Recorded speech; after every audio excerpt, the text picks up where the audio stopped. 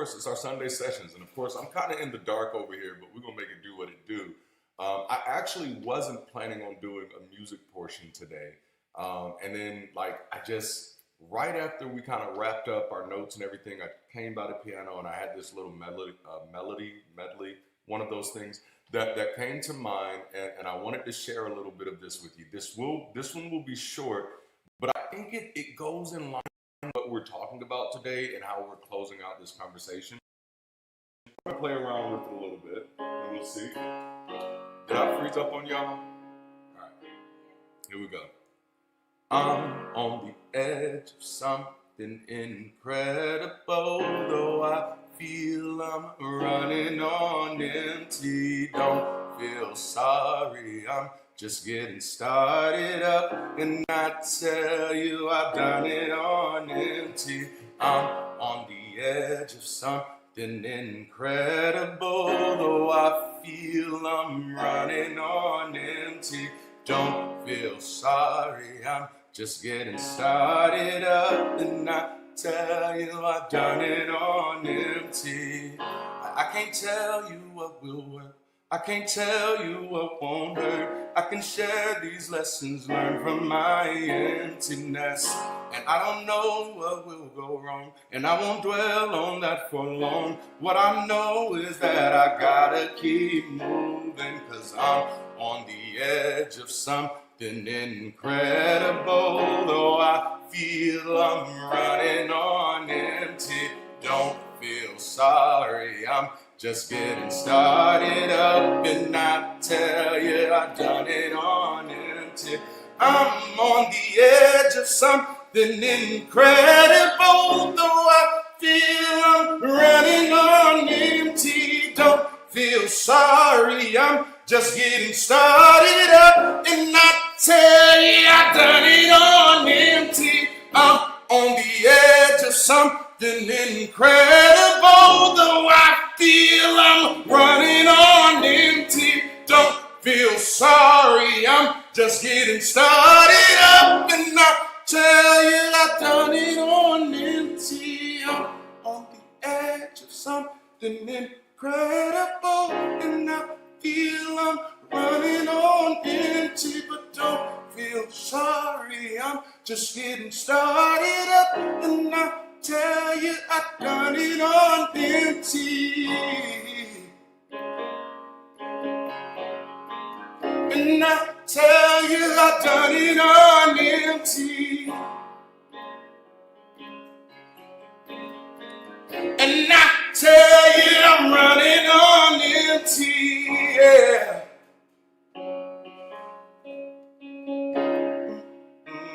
I'm running on empty. I hope y'all enjoyed that.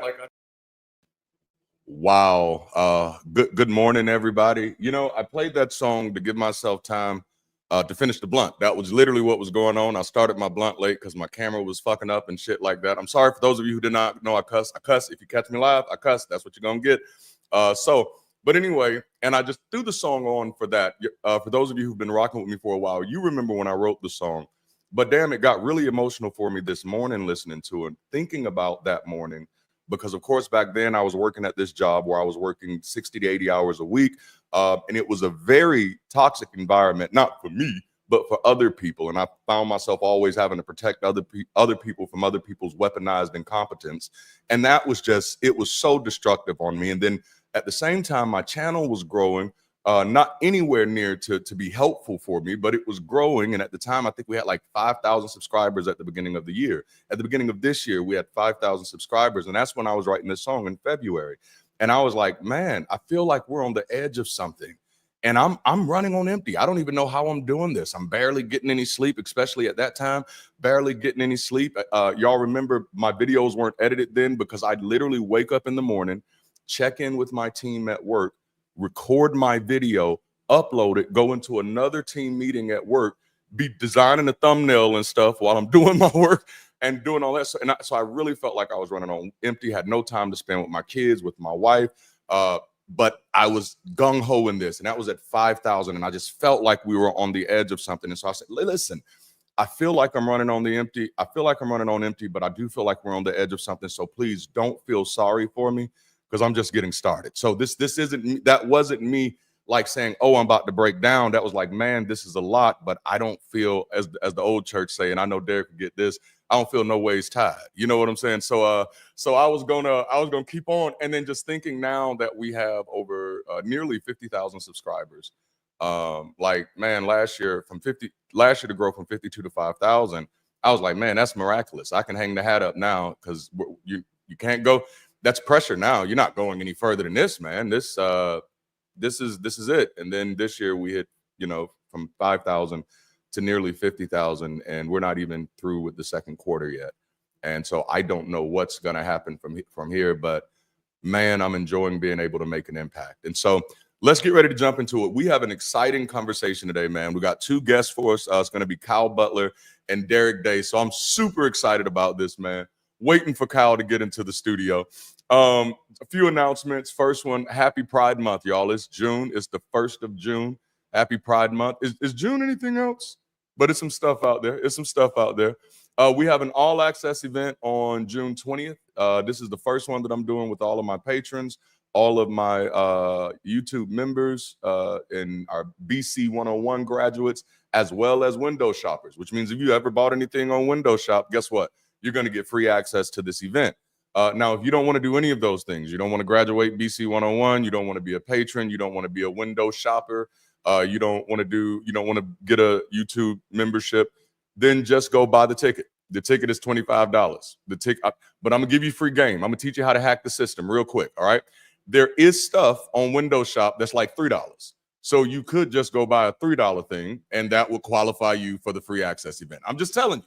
I'm telling you. All right. The ticket is $25, but if you buy something that's $3, one of the qualifications for being at this event is if you bought something from Windows Shop. So bam, I'm nice. All right, so we have that event. All access is going to be super casual.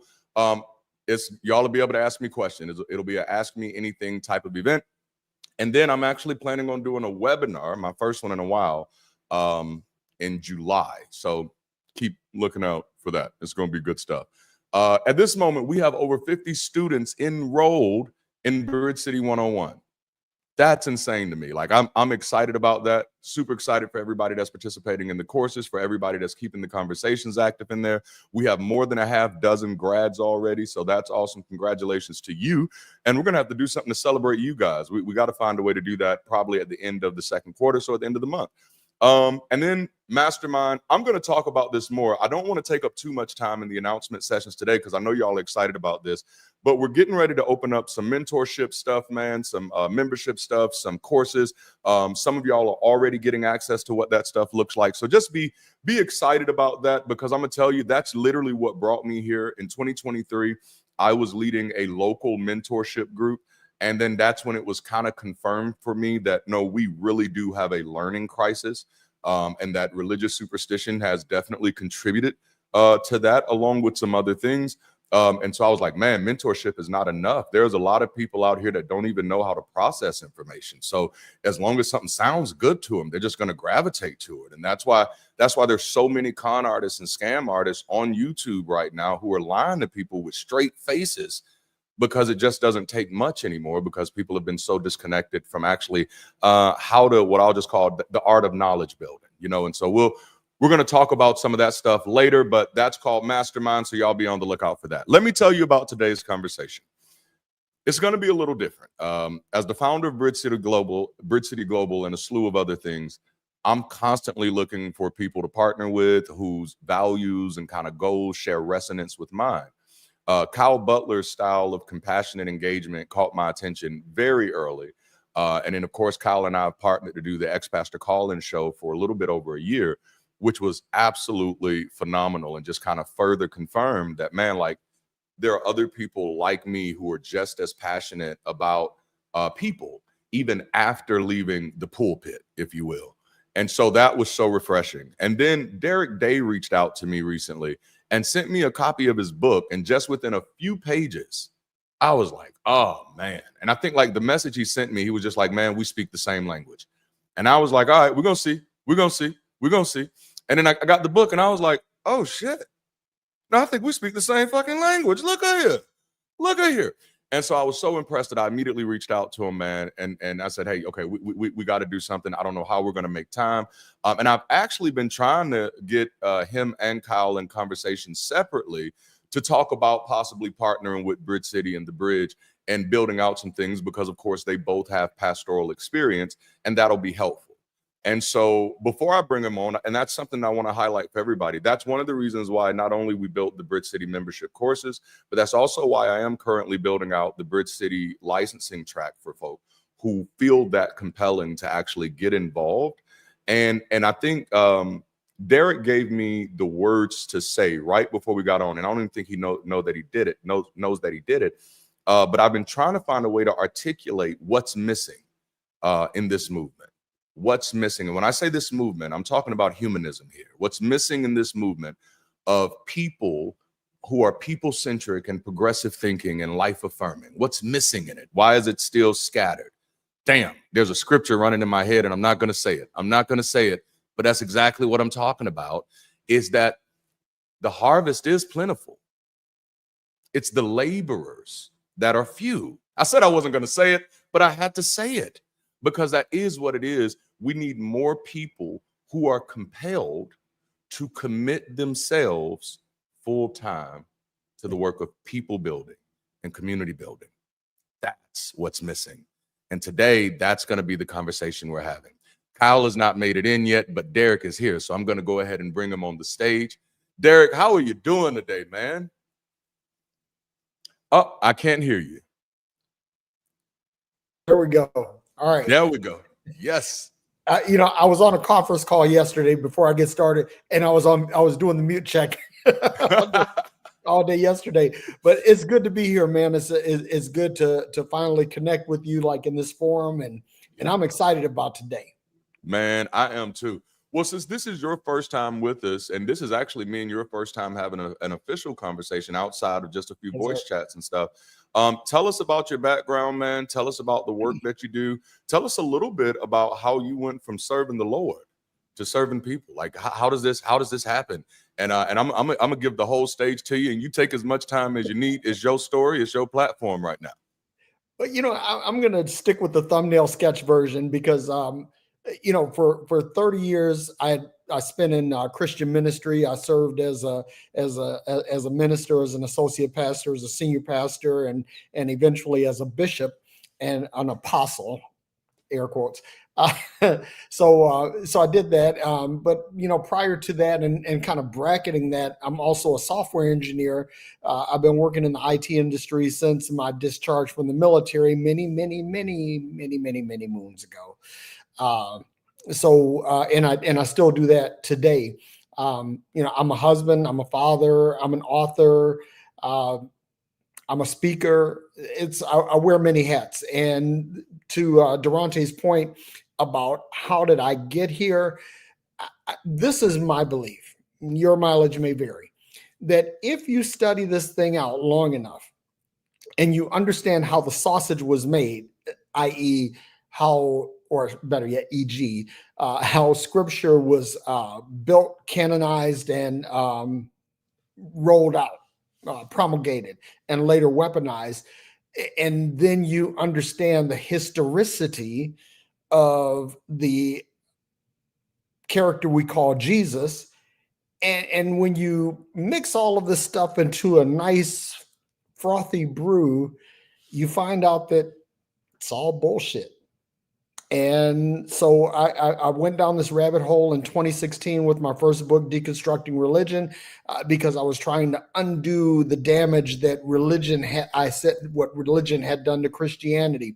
But as we go down through this conversation, I'm going to illustrate how, there are a lot of people that say I'm spiritual, not religious, but they hold on to the touchstone of Jesus and Bible, and therefore if that's you, I hate to break it to you, but you're religious. And so what I wanted to do in getting away from religious Christianity, I wanted to get escape velocity from Christianity or from religion, period.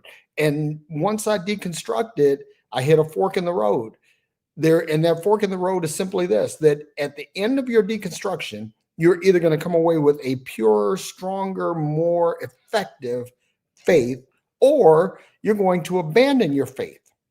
And that's the direction that I took. And I've spent 3 years as a full-blown atheist. Now I consider myself to be an agnostic anti-theist. I'm still spiritual, but definitely not Christian and certainly not religious.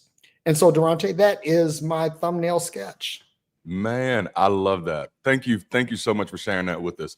Now, with you saying that, you know, I hear you go from assistant pastor, pastor, bishop, and an apostle. I'm guessing this was in the more Pentecostal, charismatic churches. Is that what I'm getting?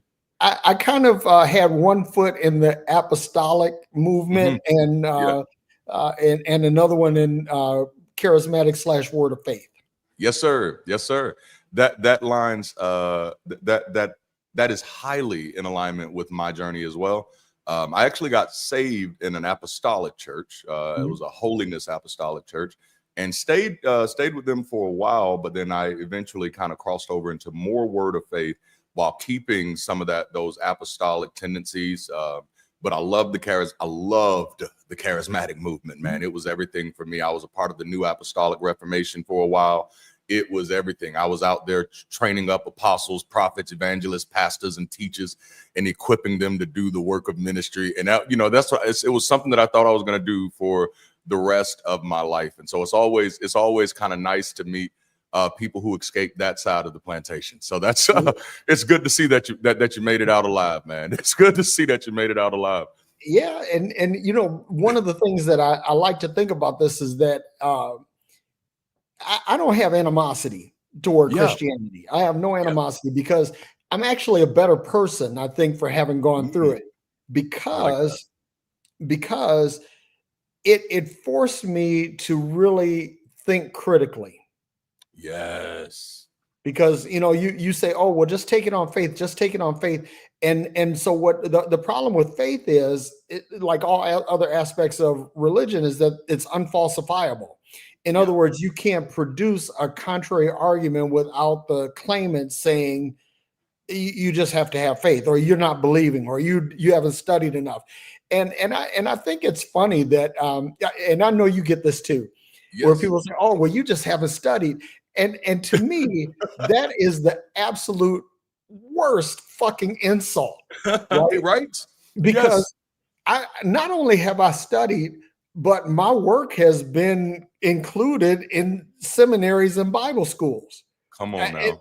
That I've had people that if I were into name dropping, call me and say, hey, I'm wrestling with this difficult passage of scripture.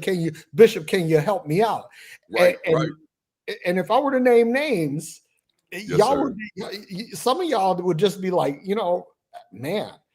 But I'm not about that. What I'm about, and this is the thing that I learned, I stopped wanting to try to create disciples. Yes, sir. And I said, okay, I don't want to tell you how to think. I want to show you how to think. Yes. How to unpack it for yourself. And once you do that, once you start thinking for yourself, I'm gonna tell you that, you know, how the old childhood song, "The Wheels on the Bus Go Round and Round." It's like when you unpack this properly, the wheels on the bus go thump, thump, thump. Oh man. Oh my goodness. Yikes. Okay, so now that brings us actually to some really good stuff, because I love the idea of taking this approach of helping people learn how to think for themselves, learn how to unpack things themselves, and to really regain their own sense of agency and autonomy and decision making and understanding. That's something that I've been very adamant about with anybody who wants to work close to me or anything like that. It's just, hey, I'm not trying to build a personality cult. I'm not interested in followers. That's what I used to do. That system doesn't work. What we need now are people who know how to be equals. We don't. I don't run away from the idea of leadership. Actually, leadership is one of the things I am more passionate about than anything in the world. But my view of leadership is that leadership is not what I do to other people. Leadership is a practice for my life. And so what I want is to teach other people how to be leaders for their own lives. And that starts with them learning how to think for themselves, how to look at other people. I think I shared, this might have been yesterday when we were talking about helping people deconstruct. And I shared with people that my goal is not to be anybody's source of truth.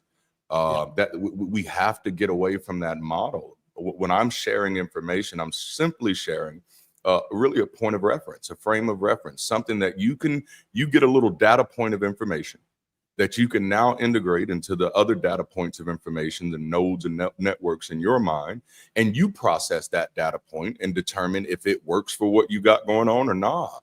And if it doesn't, you can reject that information. And then here's the freeing thing.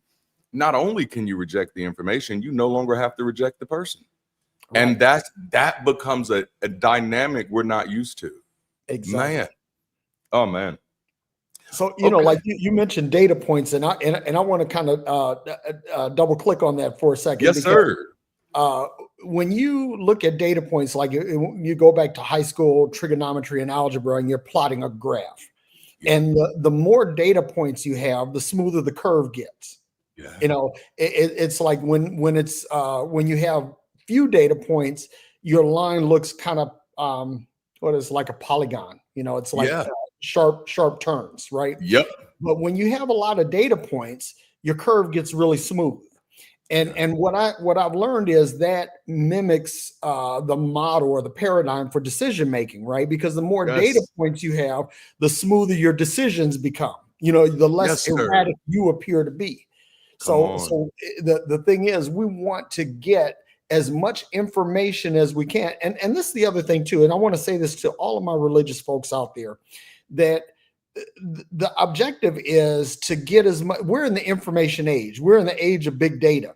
And this big data helps businesses, companies, marketers target people in a very specific and very personal way. Well, the good thing about this is that this data is largely readily available. If you mine Facebook, if you mine TikTok, if you mine Instagram or X, you'll find, you know, how to address different concerns because you're ingesting a lot of different data. And so if you learn how to properly analyze, aggregate, and correlate this data, you become really adept.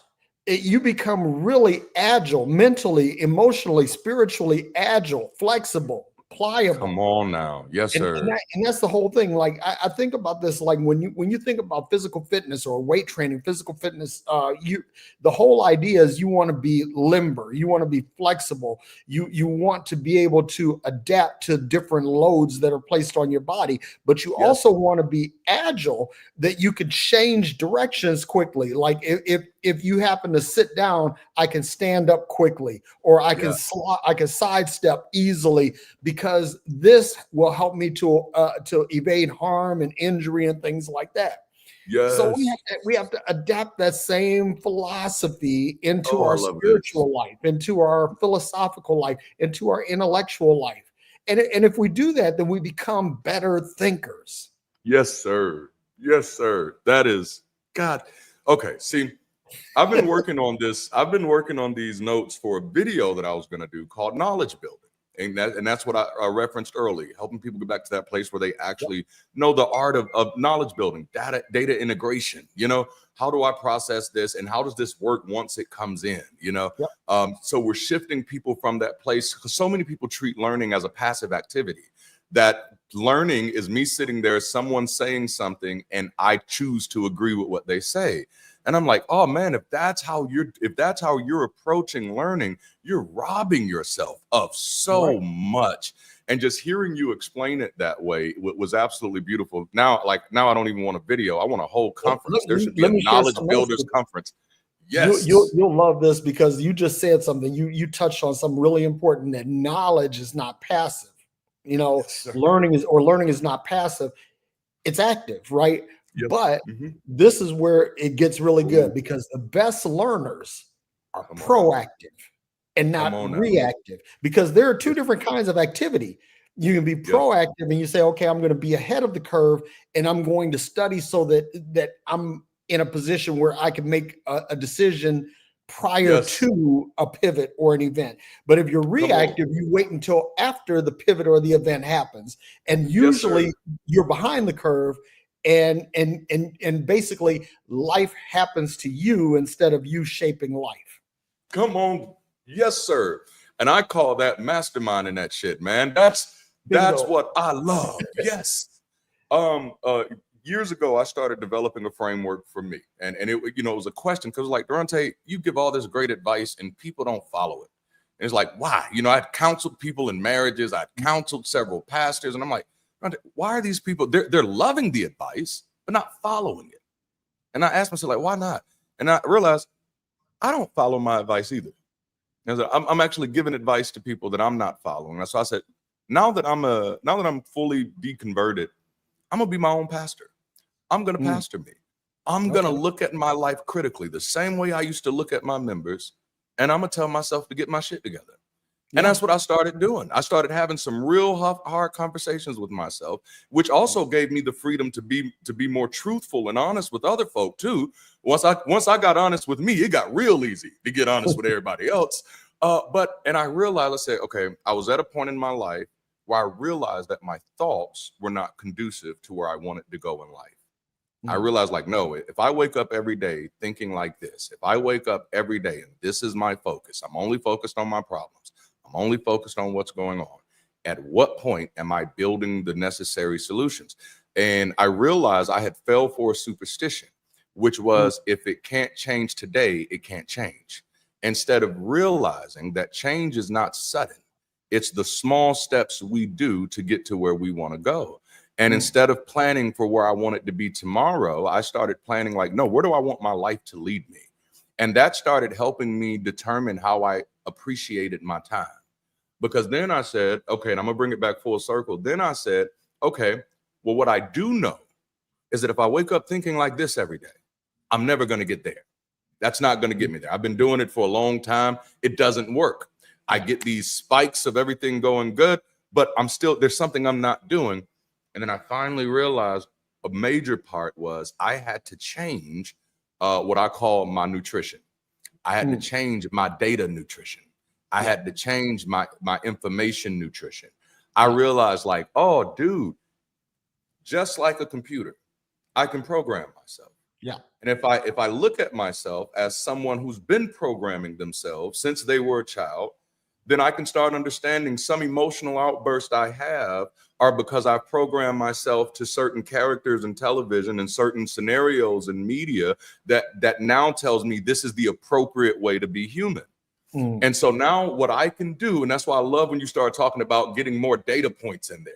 I start exposing myself to different data points and started getting intentional about the data points that I could control. Now, obviously, when I'm out about in the store, we're receiving data, at however many millions of bytes per second. So you're always inundated, whether you're in a store listening to music, that they're playing over the waves. But when I'm at home, man, I really got strict about my television diet. I really got strict about my radio diet. And I said, Durante, financially, you're not where you want to be. How much of the information that you consume is educating you on finances? And I was like, oh, none of it. None of it. So that means you've never been intentional about actually trying to hit this goal. And once I shifted the nutrition, once I shifted what I was allowing myself to just indulge in, and I'm not telling people to just stop watching stuff. I'm not trying to preach holiness. It was more so about, without no man can see the Lord. It was more so about, no, I want to watch stuff that's going to let me hit my goals. I want to watch stuff that's going to move me to where I want to be. When I deconverted, it allowed me to get free. Before I was so afraid of money. Money was my biggest fear. I was terrified that if I ever got too much money, that I'd go crazy and the Lord would punish me. And so I spent a good amount of my life with a horrible relationship with money. But once I deconverted, I got a good relationship with myself and realized, like, Durante, you're trying to change the world, bro. And if you're really trying to change the world, you're not going to do it the way you've been doing it before. So you've got to take a different approach. And so I had to give myself permission to be something I had never seen before, to be something that I'd never seen other people operate as, to think on a level that no one had given me permission. And that's a scary place to be, but damn, it was so liberating. And now, you know, I really am one of those people. Some people get a little mad, but I'm one of those, I just don't give a damn. I know what I'm doing with my life. I know what my motives are, and I'm very public about them because I'm convinced, man. I'm persuaded. Like, damn, I feel like I'm preaching. All right, I'm gonna shut up for a minute. It's just gotten good, man. It's gotten good. And you said something really, really powerful about feeding yourself. What are you consuming, right? And this is, I used to preach this. I used to say that spiritual revelation without practical application leads to spiritual constipation. Yes, sir. Oh. And I said, some of y'all need a spiritual enema. Come on now, yes. You know, and so, but it's the same thing with anything else, whether it's philosophical, whether it's intellectual, you know, whatever. You have to have a practical application to whatever it is that you're ingesting. It's just like if you're eating food, if you're eating a lot of carbohydrates and you're not pushing heavy weight or not doing intensive, high intensity training, you're going to gain weight and not in a good way, right? Yeah. Similarly, if you're eating a lot of fat and you're not curbing your carbohydrates, then what happens is your body again begins to, you trigger an insulin response and your body says store fat. So you have to make sure that that you stay intellectually lean. Yes. In other words, you have to learn how to strip away the bullshit from your thought processes. And I'm guilty of this because I get stuck, you know, like for example, religious people make me stuck. Yes. Because I'll start talking with them like, let me just give you an example, right? I don't know if you've heard of David Fitzgerald or not. Yes. Okay. So David Fitzgerald wrote some really seminal books about the mythicism or mythicist viewpoint that Jesus never existed. And so this is one of these things that, okay, even if you don't believe that Jesus never existed, you have to look at the evidence and say, I have to at least consider this, right? I mean, Richard Carrier, Ken Humphreys, there are others that have, Ken Dillahunty, that they've been down this path. And my thing is that, okay, what if the focal point of who you believe in doesn't exist? Now, if you're a fathead, if you're laden with a bunch of intellectual adipose tissue, right?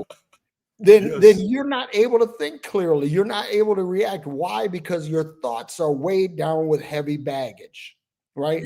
So what I mean by getting lean is, okay, let me get this down to where I can think critically of this, where I can disabuse myself of logical fallacy, that I can really strip this down to its bare bones.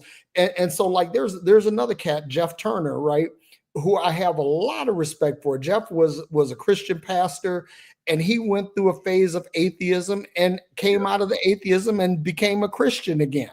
Now, that ain't my testimony, but I appreciate his intellectual honesty, because he came back saying, okay, I don't have to evangelize. I don't have to witness. I don't have to, ram my faith down the throats of others.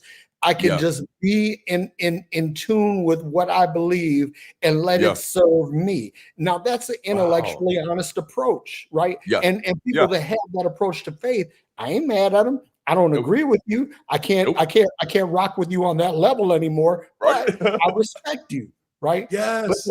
But the problem is that some people don't have the intellectual honesty to wrestle with these thoughts, to juxtapose and weigh them out. They don't have the ability to do that. And that's why I think critical thinking is so important, and why logic and reason. I think that if more people were really steeped in logic and reason and critical thinking and humanism, stoicism, that a lot of the religious nonsense that permeates our day-to-day life, government, business, education, that all of that stuff would just fall off like the weight falling off someone that's on a ketogenic diet. Yes, come on now. You're gonna get intellectually leaner, spiritually leaner. You're going to become more agile, more flexible, and you're going to be able to proactively look at things rather than reactive. And so basically what that does is that when you wind up carrying the baggage that I do dealing with religious folk, you'll say, okay, that's some shit I really don't need, Yep. Swipe right, swipe right. And so I like the video that you did on YouTube where you talk about why I don't engage with or debate religious people. And when you said, as I was watching you read that, I said, God damn, I said, that's where I need to be. Man. Oh man, oh goodness, that's beautiful. That's beautiful. The chat is loving this, man. Like this is a breath of fresh air, because I think that this has been the thing that I've been trying to sound the alarm on, is that we do need more voices like this, and we need to platform more voices like this, because there has to be life after deconstruction. And so the thing that we can't just be aligned on, we want a world with no gods. That's such a weird thing to aim for. I tell people my thesis is a little bit different. Now, I am an atheist. Like I'm an atheist when it comes to God. And I mean, I'm a hard atheist too. Like I'm one of those, there are other atheists who are like, no, you know what I'm saying? There may be a God. I'm like, I'm not doing it. But I'm a humanist. That's the thing that kind of trumps everything for me. So if someone came to me, oh, well, Durante, you do have a God. Your God is humanity. I'd accept that. I'd say, all right, that's fine. Let's go. Next question. Because what I've become is a ultimate pragmatist. I'm an extreme pragmatist. Things just have to have utility for me. But that's also how I judge movements. Is also how I judge what I get involved in. What's the utility of this? What is the outcome of this? And so I developed, as far as my thesis, my approach to life is that better people lead to better relationships, and better relationships lead to better outcomes. And a world with better outcomes is a bridge to better. But we can't change the outcomes until we get focused on the people. Indeed. And I think that's something that people like you, myself, and Kyle, we might have that unique eye because of how long we spent committing our lives to people. And it's really hard because people, when they think of pastors, they think of pastors as servants of God. But in a worldview, if you're in an extreme atheist worldview like mine, where you said, no, God never existed, then it becomes very clear that pastors have always been servants of humanity. And then when you start looking at the type of churches we come from, many times servants become slaves to the people. Pastors become slaves to the people. And so there's so much nuance in this. But the thing that I've cautioned people against, I often tell people, I'm not anti-religion, I'm anti-superstition. And you do with that what you will. But if we're not focusing on the non-superstitious needs that the church fulfilled, we're going to leave something out that is so critical to people's development. And I fear that's kind of where we're wrestling with now.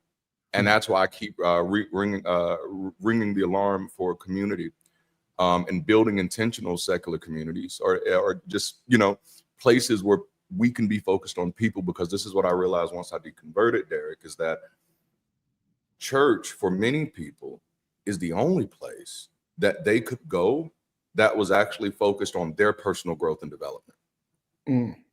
When you went to school was not focused on your personal growth and development.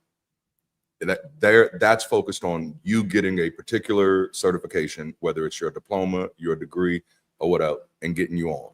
Church for many people was the only place that they went to that inspired creativity, that stoked their curiosity for bullshit, for sure, but stoked their curiosity and inspired them to learn, inspired them to want to learn. And then many of the type of churches that we became affiliated with became masters of crafting experiences that people could come to and really pull their best selves into. And I often tell the secular community, it's sad that we who do the critical thinking can't do a better job of that. Like Right. we can't do a better job of being intentional about loving people, crafting events for people, helping. Like after a while, it becomes okay. We've got everybody to not believe in God anymore, but people still hungry, people still broke, people still disappointed, people still don't know what they're going to do from day to day. People are still confused and disillusioned and don't know how to live their lives because the only thing we did was took away the security blanket and said there is no God. Deal with the shit on your own now. Bye. And it's like, whoa, we have to have an approach that actually, like you said, that isn't just reactionary, and that's what led me there, but it's proactive, you know.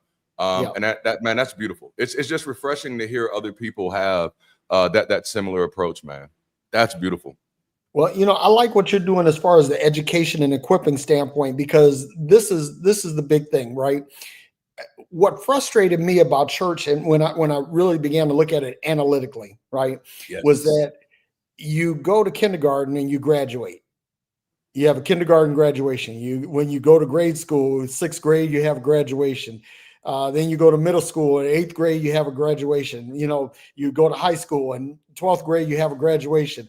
Then you go to your undergrad, and you have a graduation, and you go to your graduate programs, and you have a graduation. In other words, you move on. But once you moved on, once you've gone to kindergarten, once you've gone through kindergarten, by the time you get to high school, you're not going back to kindergarten for anything else. Right. Yes. Right. Yes. So my thing is that I understand how churches serve as a hub of community, and building communities is important. But what I really wanted to see is, okay, how do we equip people to move on? Yes. How do you get them to take something and say, okay, now I don't have to do it in the scope of these four walls. I can go out and share with the world. And so Christianity will say, well, that's discipleship. And I'm like, well, here's the problem is that you want to make disciples and send them out, but you want to send them out on a leash. That's right. You want to send them out on the tether, because if they go out a certain level, they'll know that the leash is how they return back. Right. Yep. Or in the event that you go out and you go a little bit too far. Come on, sir. You start preaching on gay marriage, or you start preaching about transgender rights and things about like that. Then you'll find out that the leash is there and they're reeling you in. Yes, come on. They're reeling you back in. And so my thing is, this is perfect. No, but the point is that people should be free. It's like, you know, people say, well, I gave up being a servant of sin to be a slave of Jesus. And I said, did you just hear what you just said? Come on now. Yep. You know, it's like slavery is slavery, no matter how you put it. I like how, you know, there's an episode of Rick and Morty where, you know, Rick creates this microverse, and then there's another person in that microverse created another microverse. And so they're all sitting up there discussing this, and they say, oh, dude, that's just slavery with extra steps. Oh, man. And I love that. That's what church is. That's what religion is. That's what the cult of Jesus is. It's slavery with extra steps. And the whole thing, what I'm trying to share with people is like, listen, you know, if that gives you comfort, if that gives you joy, great. As long as you make it a personal thing and it's local to you and not global to the world, then okay. You know, I don't agree with you. I'm not going to get down with you like that. But if that works for you, great. But if you're trying to go out here and say, okay, the world is going to be a better place if you believe like me. Let me say something here quickly for the record. I don't think the world is necessarily a better place if we believe like Derek. Come on now. Come on, sir. And I think I'm a pretty smart guy. I think you're a pretty smart guy. But the reality is that what I'm not trying to get people to be like me or think like me. I'm saying find what works for you. Now I'm going to give one more example, and then I'm going to kick it back your way. Bruce Lee Jun Fan. He studied Wing Chun in Hong Kong, and they came to the US, and he said, okay, I'm going to teach this. But what he found was that his students were getting their asses kicked in street fights. And he said, this is a problem, because this form, this system, Wing Chun, it works. And as a former Wing Chun practitioner, I agree, it does work. It just doesn't work for everybody. That's why there Yes. are different martial arts. So what Bruce Lee came up with was Jeet Kune Do, which is the way of the intercepting fist. And the premise behind Jeet Kune Do is you adapt what works for you and discard what doesn't. Now, Yes. what happens is that your martial arts expression becomes unique and individual to you. It is tailored to your body, to your way of thinking, to your fighting style. And that's what we're trying to do, is we're trying to build a world of free thinkers. Come on, sir. And once we have free thinking, then we're able to really shop in the marketplace of ideas. And I can say, okay, this makes sense to consume at this juncture, but tomorrow it may not. So I can embrace it today and discard it tomorrow, and not have the emotional baggage that goes with that. Because like if you do that with Christianity, then you doom yourself to hell, or you create a system of being ostracized or excommunicated. Right. Yep. So the thing is, it's not about it's number one, it's about learning to graduate. Learning to graduate. How do I take what I've learned and move from this dojo to the next, from this grade to the next, from this school to the next, and then realizing that what I have, I hold on to it loosely. So that I can let it go. So when, like, if you ever been, crossing parallel bars or like ladder bars, it's like an obstacle course kind of thing. In order for you to advance to the next bar, you got to let go of the previous one. Yes. And that's the way we should look at life. I'm going to let go of what worked for me yesterday to embrace what's going to work for me today, and I will let go of that and so that I can embrace what's for me tomorrow. Come on now. Moving forward. That's it. And then, that's actually one of the values of Bridge City is the progressive thinking aspect. The progressive thinking, and I tell people the way I word it now is I update my realism in real time, which means I'm always open. As information is coming in, this is okay. Oh, it's this now. This, and again, I love the way you use it. It keeps me agile. It keeps me lean. It keeps me nimble. It keeps me adaptive. There's something I used to say. I don't make excuses. I make adjustments. I started living my life by certain little mantras like that to remind myself that no, you can. That was something that deconversion gave me. Coming out of this, on the other side, I couldn't do anything, without God, and then even then with God, I felt like everything was gonna kill me. You know how many times I prayed like, God, I don't know how I'm gonna make it through this. I just don't know how. And I'm like, bro, you've made it through stuff like this like a lot of times. And so now I allow myself to live in that reality. Like, nah, you've been through stuff like this before. You can make it through. You can navigate. So I love living there. And that's what keeps me at that place of really encouraging people to be progressive thinking, and not only to be progressive thinking, but to always remember that nobody else owes you their existence. Which is why in yesterday's conversation we kind of talked about this proselytization aspect a little bit. Because the question came up, how do I help people deconstruct? But the focus really wasn't on helping people deconstruct. It was, how do I show this Christian that what they believe is bullshit? And it's just like, oh, I want to show you something about that. You might not actually be trying to help them. Right. And instead, it sounds like you're trying to convert them or deconvert them. Yep. And I don't think that's a healthy approach. I'd prefer like the people that I have played a part in their deconversion. It wasn't me going to them and saying, hey, everything you believe is absolutely bullshit. Number one, if they're not ready to have that conversation, that's just gonna push them deeper into the trenches. And just number two, it's just not helpful. And many times it can be harmful. The way it normally happens for me is, and that's because I've become as vocal as I am. Someone reaches out and say, hey, I saw one of your videos. I've been a believer for a long time, but some of these questions were questions I've had. you know? So that way I don't have to go out and just try to be out there trying to convert people. And that's what I loved about where you kind of open up there, is that that's what church became. It just became this engine of conversion. And literally that became the thing that made the most sense. I was wrestling with that, or made the least amount of sense. I was wrestling with that in 2014, shortly after Trayvon Martin had been murdered, and shortly after Mike Brown had been murdered. And I'm like, wait a minute now, if we saving folk, why folk ain't safe? There's a problem for me. Like, I can't keep telling people that they saved and we ain't got the power to keep them safe. And then I start thinking about, what is power? And I was like, because, you know, I say we got the power of God, but the power of God seems to be the power to make people cry and fall down for a few minutes and get back up. That's not a great superpower. That's actually pretty damn useless in a fight. But but at the time, I was getting my first degree in sociology, and I was thinking about, whoa, where's our economic power? Where's our political power?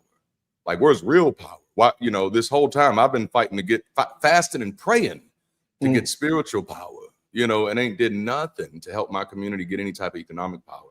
And those are things I started wrestling with. And I was like, so what is the purpose of the church? This is where my conversation was. And it was like, well, to win souls. And it's like, all right, so we're winning souls, and we were doing a hell of a job at it. And so they're going to get to heaven later on. But so we just keep winning more souls. And it's just like, there's actually no fucking point at this moment. Right. You know, and then that's how we've gotten to this place where we're not even being critical. Like, when I deconverted, I didn't immediately just stop dealing with churches. I still have quite a few pastor friends, but I realized just how harmful the ideology was. And I realized most people we weren't harming people on purpose, but like, you get caught up in something that's that damn pointless for that fucking long, you don't know what you're doing anymore. Like, you're not even thinking about it. At some point, it just becomes monkey see, monkey do. And that broke my heart quite a bit. But yes, on this side of things, we have to be intentional about creating things that don't become a leash, not just on people's activity, but also on people's growth. We have to live in the reality that not only can people outgrow you, they probably should. They should. And that's something that we've gotten really uncomfortable with, like, even in personal relationships. And it's because we've attached ourselves to these ideologies of certain things, either such as soulmate, or this is the one that God has for me. And we don't just do that to relationships, man. I remember I was raised by my great aunt. Their generation type of mentality was that it was like that even with the job. If I get this job, this is my job for life. They treated everything like a mate for life situation. The friends they had when they were on, you know, in third grade, they still have today. But as a society, we're learning out that, like, hey man, you don't own anybody. You know, and so just because you meet somebody one time does not mean that they have to stay in your life forever. And it also helps us process that sometimes when people separate, it's not always negative. And I think that's something that people have a hard time dealing with. I know I did for years. Like, oh my goodness, anybody that left, it was an isolation, it was a rejection, it was abandonment. You hate me. I don't know why you hate me. Why are you trying to break my heart so bad? And I'm not just talking about romantic stuff. As a pastor, I had that issue. They leaving the church. Why are they leaving? What did I do to them? And now, like, do you know that question doesn't even cross my mind anymore? Like, if someone says, hey, I'm gonna take a break, man, do what's best for you. The question, why are they doing this to me, completely has left my frame of approach. But I do find that a lot of people, it's a struggle for them. It is a struggle for people to come together, not control others. It's a struggle for people not to put themselves in a situation to be controlled. I've watched people get in situations and just give their power away. And it's like, you can speak too.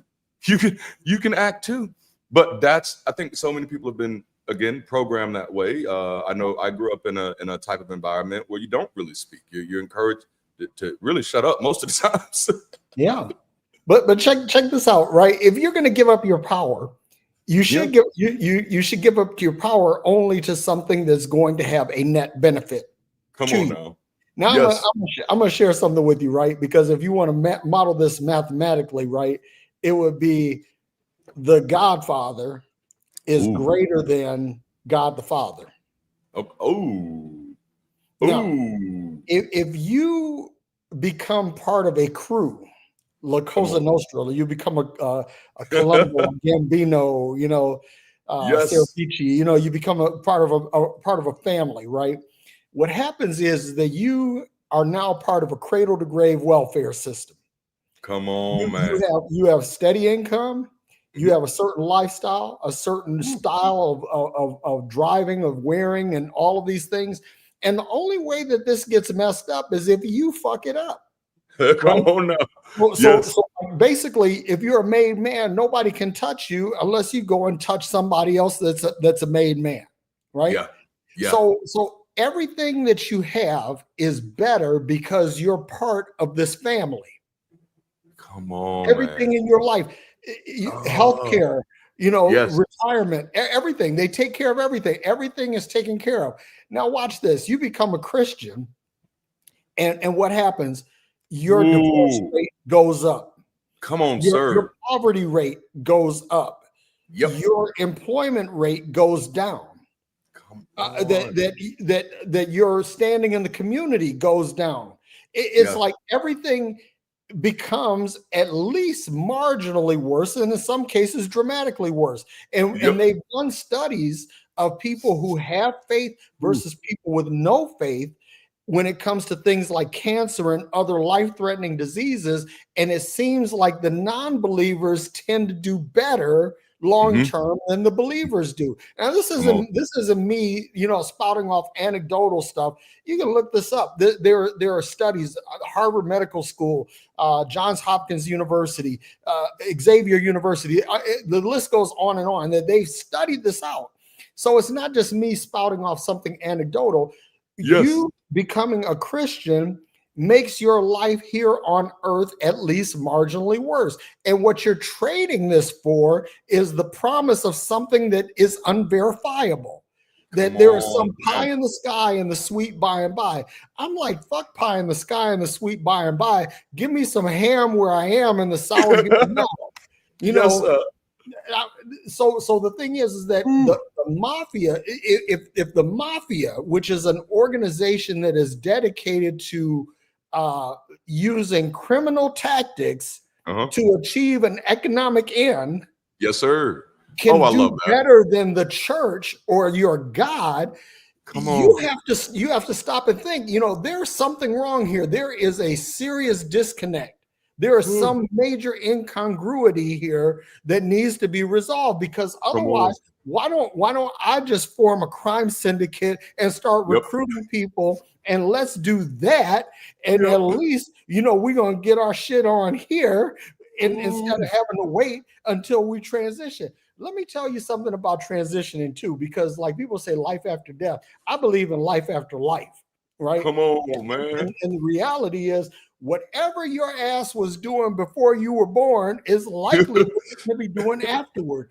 And Yep. if your God is going to treat your immortal energy, because the law of conservation says energy Come is on. neither created nor destroyed. No destroyed. That means your energy has been pre-existent from the beginning of time, and it'll be post-existent after the end of time.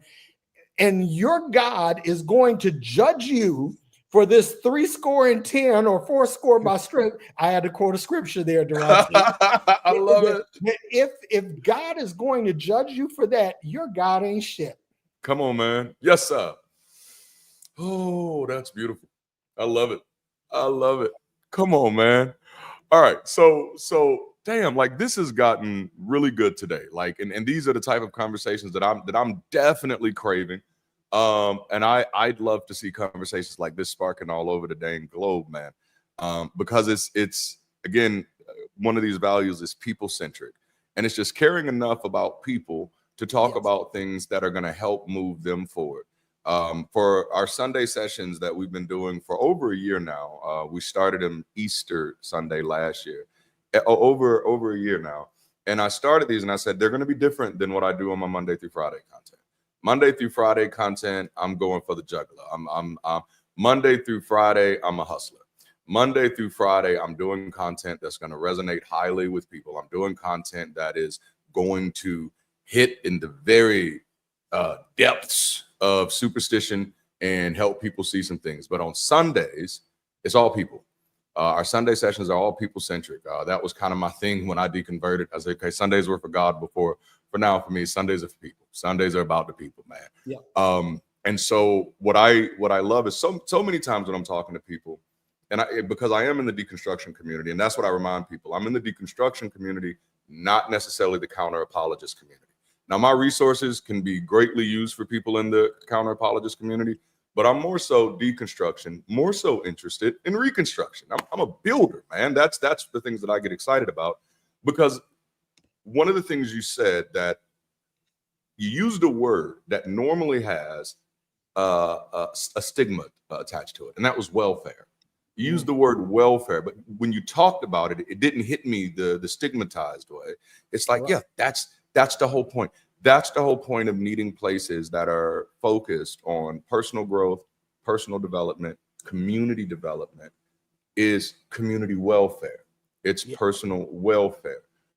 And then highlighting the difference between joining the mafia and joining a church, and one where your net benefit increases drastically, and the other, your net benefit decreases marginally. Yeah, it doesn't help you at all. You know, like, and it's so true. Like I spent more of my energy helping the church more than it ever helped me. And I mean, long before I was a pastor. I'm talking from the time I got saved and fell in love with Jesus. But now, since I fell in love with reason, I've had a net benefit in my life. I've had some consistent net benefits. I've dropped from 580 pounds to consistently under 200 pounds now. Wow. Trying to drop a little bit more. We'll see if I can get there. You know, financially, I'm doing much better. My family is much more stable. My kids are happy. Two of them are getting ready to graduate high school next year. So I got college to look forward to. So I'm finally able to kind of wrestle through my life. But I think just highlighting that difference shows how disconnected we were from cause and effect, you know, because I honestly believe that, you know, I believe stuff like this. I don't know if you believed stuff like this, but I used to believe that what you make happen for others, God will make happen for you. I used to believe stuff like that.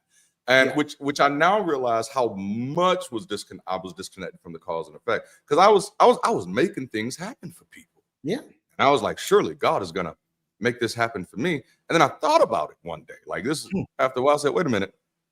If I can make it happen for them, why would I need God to make it happen for me? Exactly. You know what I'm saying? Oh my goodness. And it was just those little things of realizing, oh man, there's so many small places where I've robbed myself of things. So now I do tend to hyper focus, and that's why I love what you said. I don't want a world where everybody thinks like I do, because if you do, we're gonna drive each other fucking crazy. I'm not somebody you want to be around 24/7. I promise you that, because I definitely hyper focus on details now, because I realize how much of my time I spent not actually paying attention, not actually engaging, not paying attention to that cause and effect, and how much it robbed me of, you know, because I was so afraid, in a sense, of not conforming.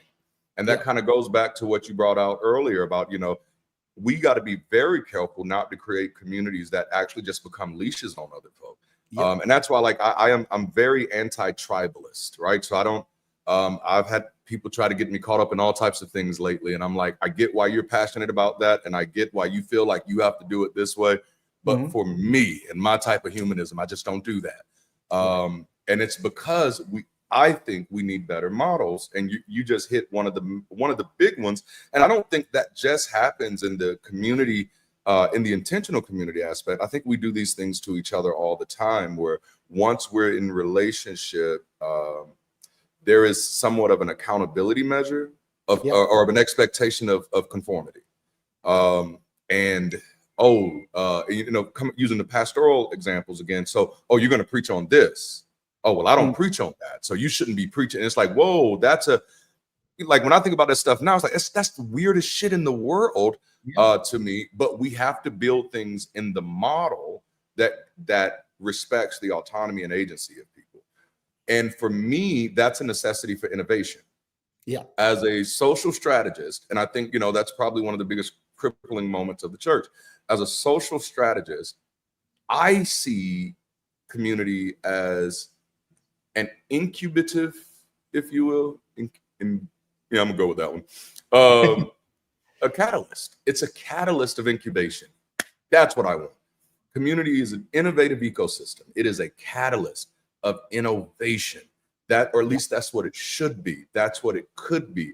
A place where individuals are coming, connecting based off of their interests, based off of their shared values, and building collective support to power the projects that matter to them as a collective community, building engines that power however you want to approach education, because ultimately I want to see us get off the sidelines of waiting for gods and governments to solve our problems and put power back in the hands of people, and realize that if we start working together, that it's always been us. It was never God. It was never government. It was always us.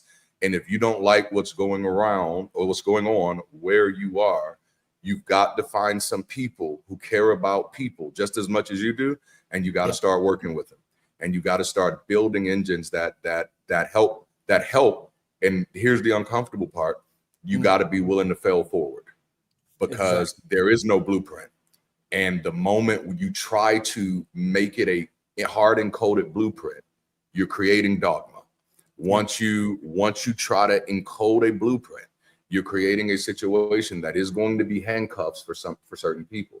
And so we have to find ways to create a canvas instead. This is the place where you come and you paint and you create, and we see what happens. And if it doesn't work, we don't feel the judgment of God. We don't feel, oh, this must have been sin. We don't feel, oh, your motives must weren't in the right place. We're going to approach it almost from a scientific perspective. What went wrong? What went right? Let's fix it. I teach that to my kids now. Expect failure.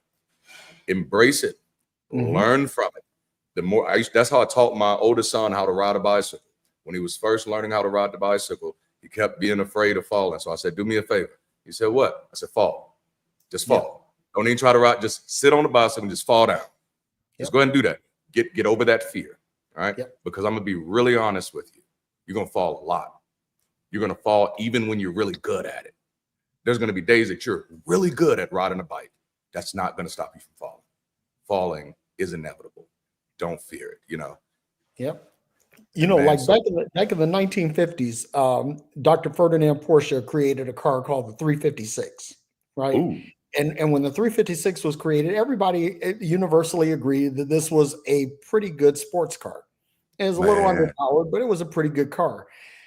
That car evolved into the 911, which the 911 is still produced to this day.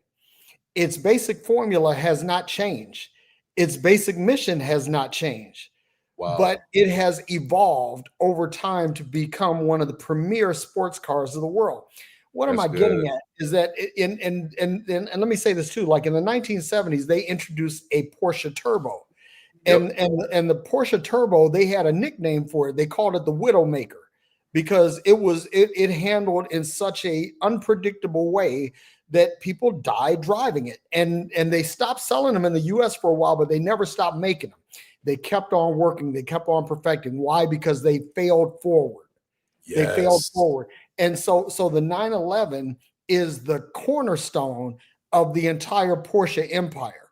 And so when you look at the product lineup, the Cayennes, the Macans, the Panameras, the Boxsters, and all of these other cars, right? You look at all of them, and all of them owe a debt. They have a direct physical and spiritual lineage to that original 356. So what we're doing here is we're building a platform on which humanity can evolve and get better and spawn other product lines and spawn other ways of thinking. And these other ways of thinking create diversity in the community of ideas, in the marketplace of ideas, which again makes humanity better. Yes, come on. You are literally preaching right now, and I'd be bold enough to call that the good news. You know. Oh man, so goddamn man, this has gotten so good. For real. Like but again, I think these conversations are vastly needed, and I got a question for you. How do we help people, or how do you help people get over fear? Because this something that I'm seeing that a lot of people are crippled in their fear, man, when it comes to approaching life, to making decisions for themselves, to even setting goals. Like I found out when I was doing my mentorship program, again, that's what led me to start building this project called Mastermind. When I started building my mentorship program, I realized just like there's a question I'd ask people. Like I'd ask, like, what are your goals? One of the questions was, how much money do you want to make? And when I just started hearing some of their answers, I started realizing, like, you're afraid to aim high. Like, and I had never really considered that people were truly afraid of aiming high, because I didn't want to think that about myself either. Up until 2017, I always said, no, I don't need much. I just want this. I just, as a matter of fact, my wife and I joke about this today.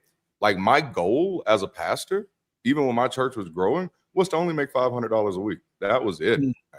$500 a week. And that sounds so humble and it sounds so holy, but I have 4 kids. Yeah. That's absolutely not holy. That's horrible. That's a horrible goal to have, to bring 4 kids in the world. And you live in a capitalist society, and that's what you make your goal. That's not smart. That's not smart. But man, that just took me back a little bit too. But coming out on it on this side of it now, my approach has definitely been figuring out, okay, how can I help? Because I see that people they're not just afraid. It's not just religious issues. People letting go of religious superstition is a small win.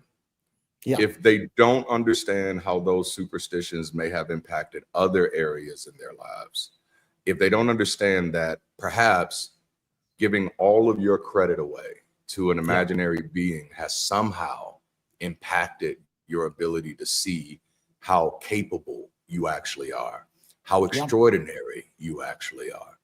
And maybe even though you're deconverted or deconstructed, you're still operating on a converted mind. You're still converted on the idea that you're not capable. You're still convinced on the idea that you can't make a difference.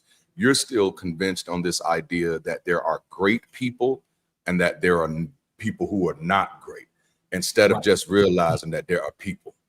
I used to tell my children that people can do what people can do. If you see another person doing something, hey, guess what? If that's something you want to do, you can probably do it, outside of extremes, But how do you help people, or have you even run into that? Have you run into that of seeing? How do you help people get through that, man? The first thing that I do is I tell people, look within. Stop looking externally for the solution to your problems. Yes. I'm a car guy. And so, and I hate to admit this, I'm going to admit it, but I hate to admit this, but I drive a Tesla. But the Tesla is an interesting car because you'll get a software update that'll make your car almost like a new car, right? Oh, wow. Yeah. Like for example, I got a software update so I can operate the passenger seat from the screen. I can slide it up or slide it back. And that's a really cool parlor trick. And I have a thing where it's called Smart Summon, where I can make my car come to me from the parking lot to wherever I'm standing, and it'll drive. Man. And it's really cool. What I'm getting at is that you, as a human being, not just a human being, but a human doing, you are equipped from the factory with every possible option. Come on, man. The fact is, you just don't realize how you're equipped. But the minute that you realize how you're equipped, you're able to manifest certain things. So I'm going to share something from one of the Gnostic Gospels, because my colleague Aaron Tomlinson and we've been doing Phreology Friday for 5 years. We did our last Phreology show on Friday, man. And so now we're going to transition this. We're going to call it the Gnostic Agnostics. And so we're going to dive deep into agnosticism, Aaron from a mystical standpoint and me from a Stoic standpoint. And that's how Ooh, we're going to, to form the show. And we'd love to have you as a guest. awesome, man. Just putting that bug in there now. But the point is, like in the Gnostic Gospels, in the Gospel of Thomas, Jesus said that if you express and manifest that which is within you, it will save you. But if you Wow. fail to express and manifest that which is within you, it will destroy you. In other words, the Ooh, key to life, the universe, and I like everything that. is in you. You don't Yep. need an external God. You don't need an external Messiah. You don't need an external Savior. You don't Come need on. church. You don't need the pastor. You don't need the Come choir. on. You don't need theology. You don't need a book. All you need is to look within. And I'm living proof of this because 7 years ago, I got diagnosed with a heart ailment.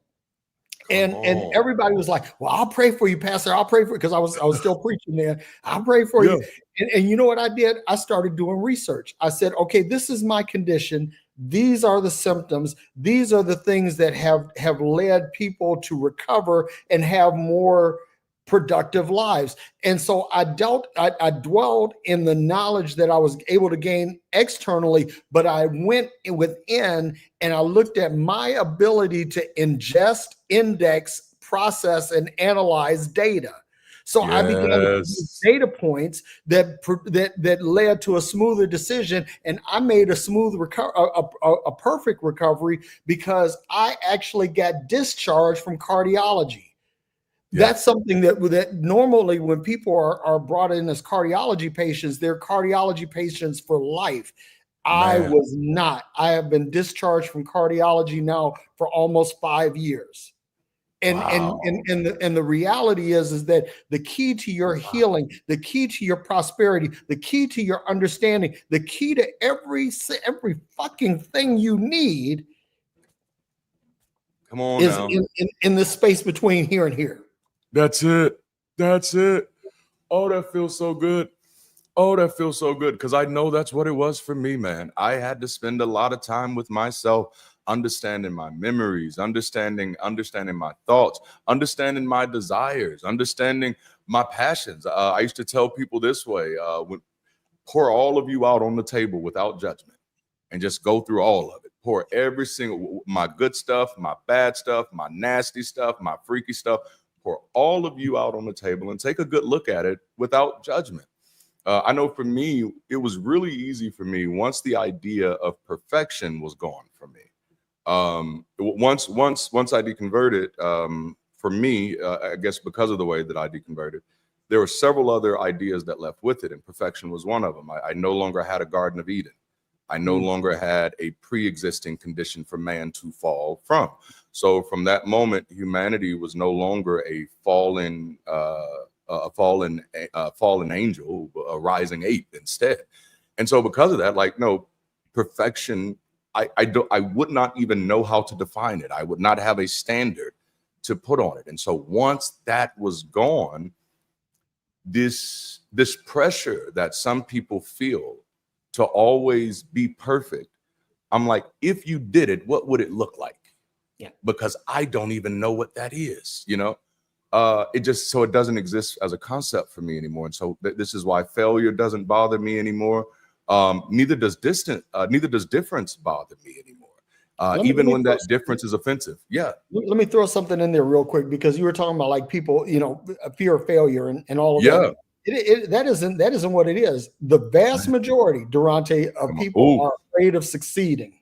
Yes, sir. Yes, sir. Success will terrify you. What do I do when I succeed? When I have the successful business? When I have the successful marriage? When I have all of the wealth that I think I want or I desire? What happens? What happens? And when people think about that, they're like, "Ooh, people are going to talk about me, or I'm, people are going to try to steal things from me. They're going to try to swindle me. They're going to try to persuade me that I'm wrong." And they think of all of these reasons. And so what happens is they wind up self-sabotaging. And that's what religion is, the ultimate enabler of self-destruction. Oh yes. Oh yes. I mean, there are literally scriptures that encourage you to mortify the deeds of the flesh. to hate to hate the flesh. There's Yeah. nothing good that dwells within me. It is no longer I who live, but Christ lives within me. This is intentionally creating dissociative disorder. The heart is wicked, the mind is evil, the tongue is evil, Yes. Oh my goodness. And that's really the mind fuck that we're dealing with when you're dealing with a lot of people. You're trying to get them out of that to say, no, no, you're not evil. Nothing's wrong with you. You are just as capable as anybody else to live the life that you want to live. If you look within and love that, and this is the other thing. This will be my parting shot now, and I promise I will completely shut up after this. Right? Is that people love to say, "Well, I praise God, I worship God, I love the Lord, I praise His name. I can't do anything without Him. In Him I have my being," and all of this other stuff. Right? But you hate the person you look at in the mirror. Yep. You have no confidence in the person that's in the mirror. How can you say that you love a God or you will worship a God when you can't praise yourself? You can't worship yourself. And if you can't do that, you can't do anything for anybody. If you don't love you, if you say you love somebody else, you are a fucking liar. Come on, man. Woo. That's good stuff. That's good stuff. And that is why I felt my help coming on. Hey, come on now. Yes, sir. God damn. Oh man, but that's why so many families are broken, is because we have people who are loving each other without knowing how to love themselves. And that's why I know, like, I can speak from my own context, is I grew up in a family where we all knew the word, but not many of us knew how to do it. But it seemed that it became very clear that we were all unconsciously aware that the other people who weren't loving us the way that we wanted them to were hurt. And so we just accepted. So we'd say things like, well, you just know that's how Granny is, or that's just how Uncle Joe is, because we're acknowledging that it's something there, but we hadn't come to that place of articulation to be able to realize that, ooh, maybe, Granny never learned how to love herself. And this is what we've been building up on for a very long time. But now the problem is, now Granny's children loves like Granny loved, because Granny didn't know how to love herself. She didn't really know how to love them. And therefore they never really learned how to love themselves.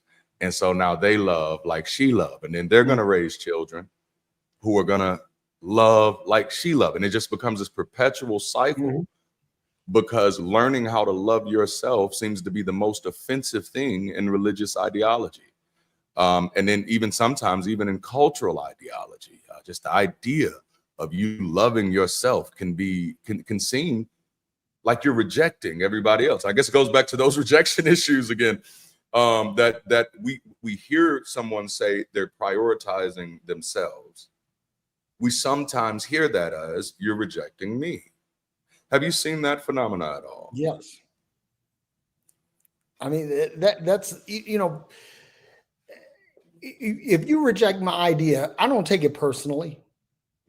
And you shouldn't either. It's like if someone, if you have an idea and someone rejects your idea, don't take it personally. Just, keep it moving, because at the end of the day, everybody has their own way of processing information, processing ideas, and you may not be everybody's cup of tea.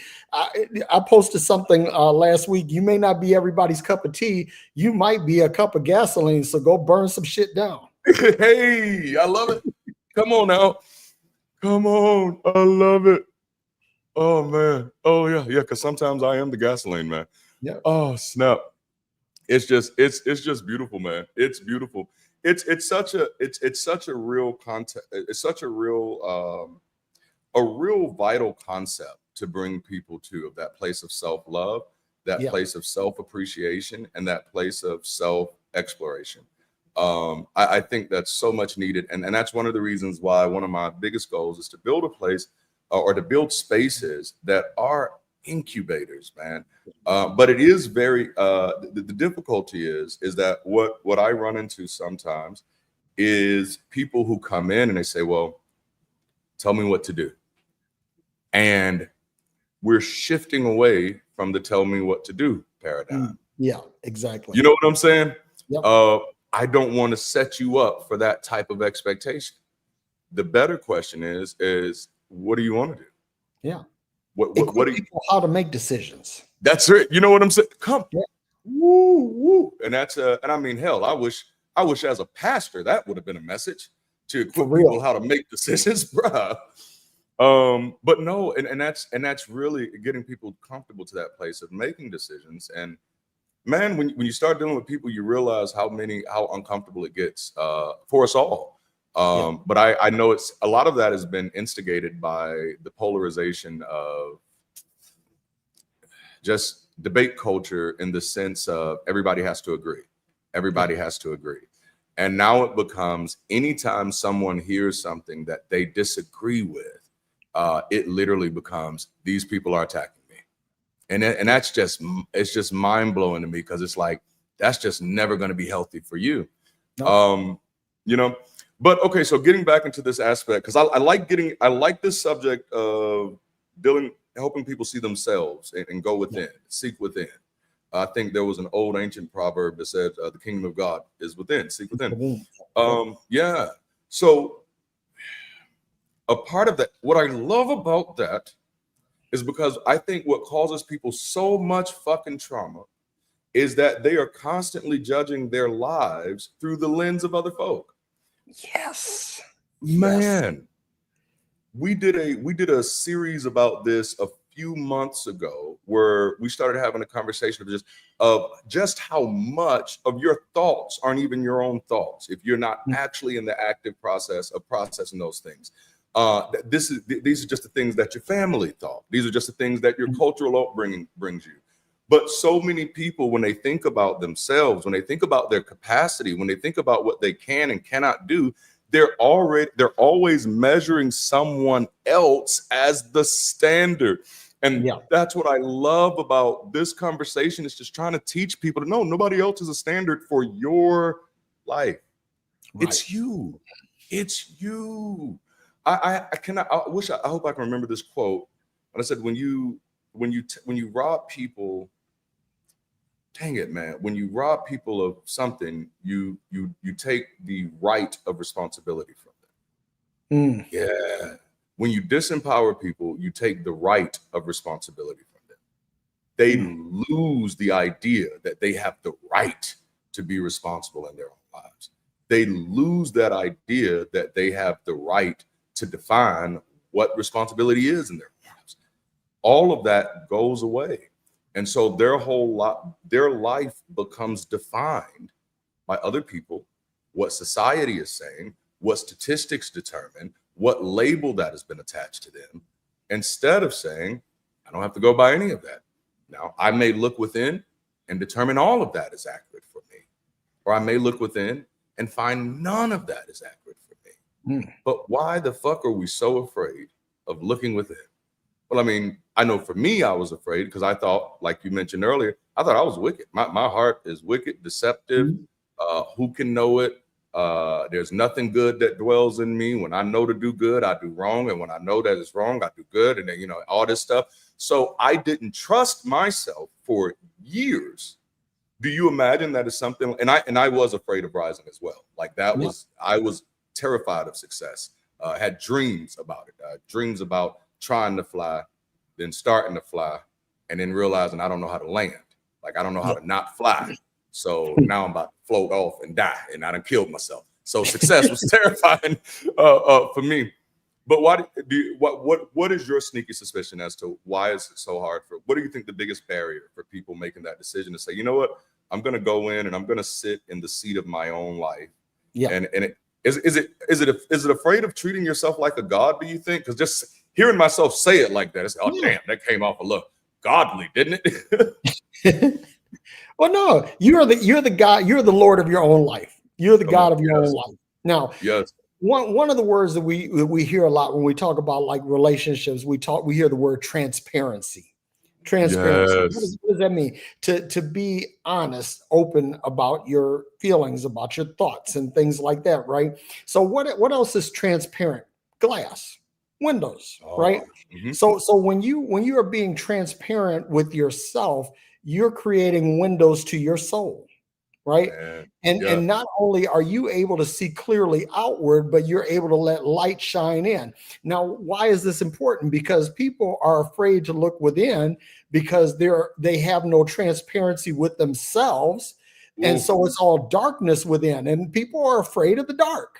Ooh, I like that. So it's like you turn inward and you say, "Ooh, it's dark, it's spooky, it's scary in here."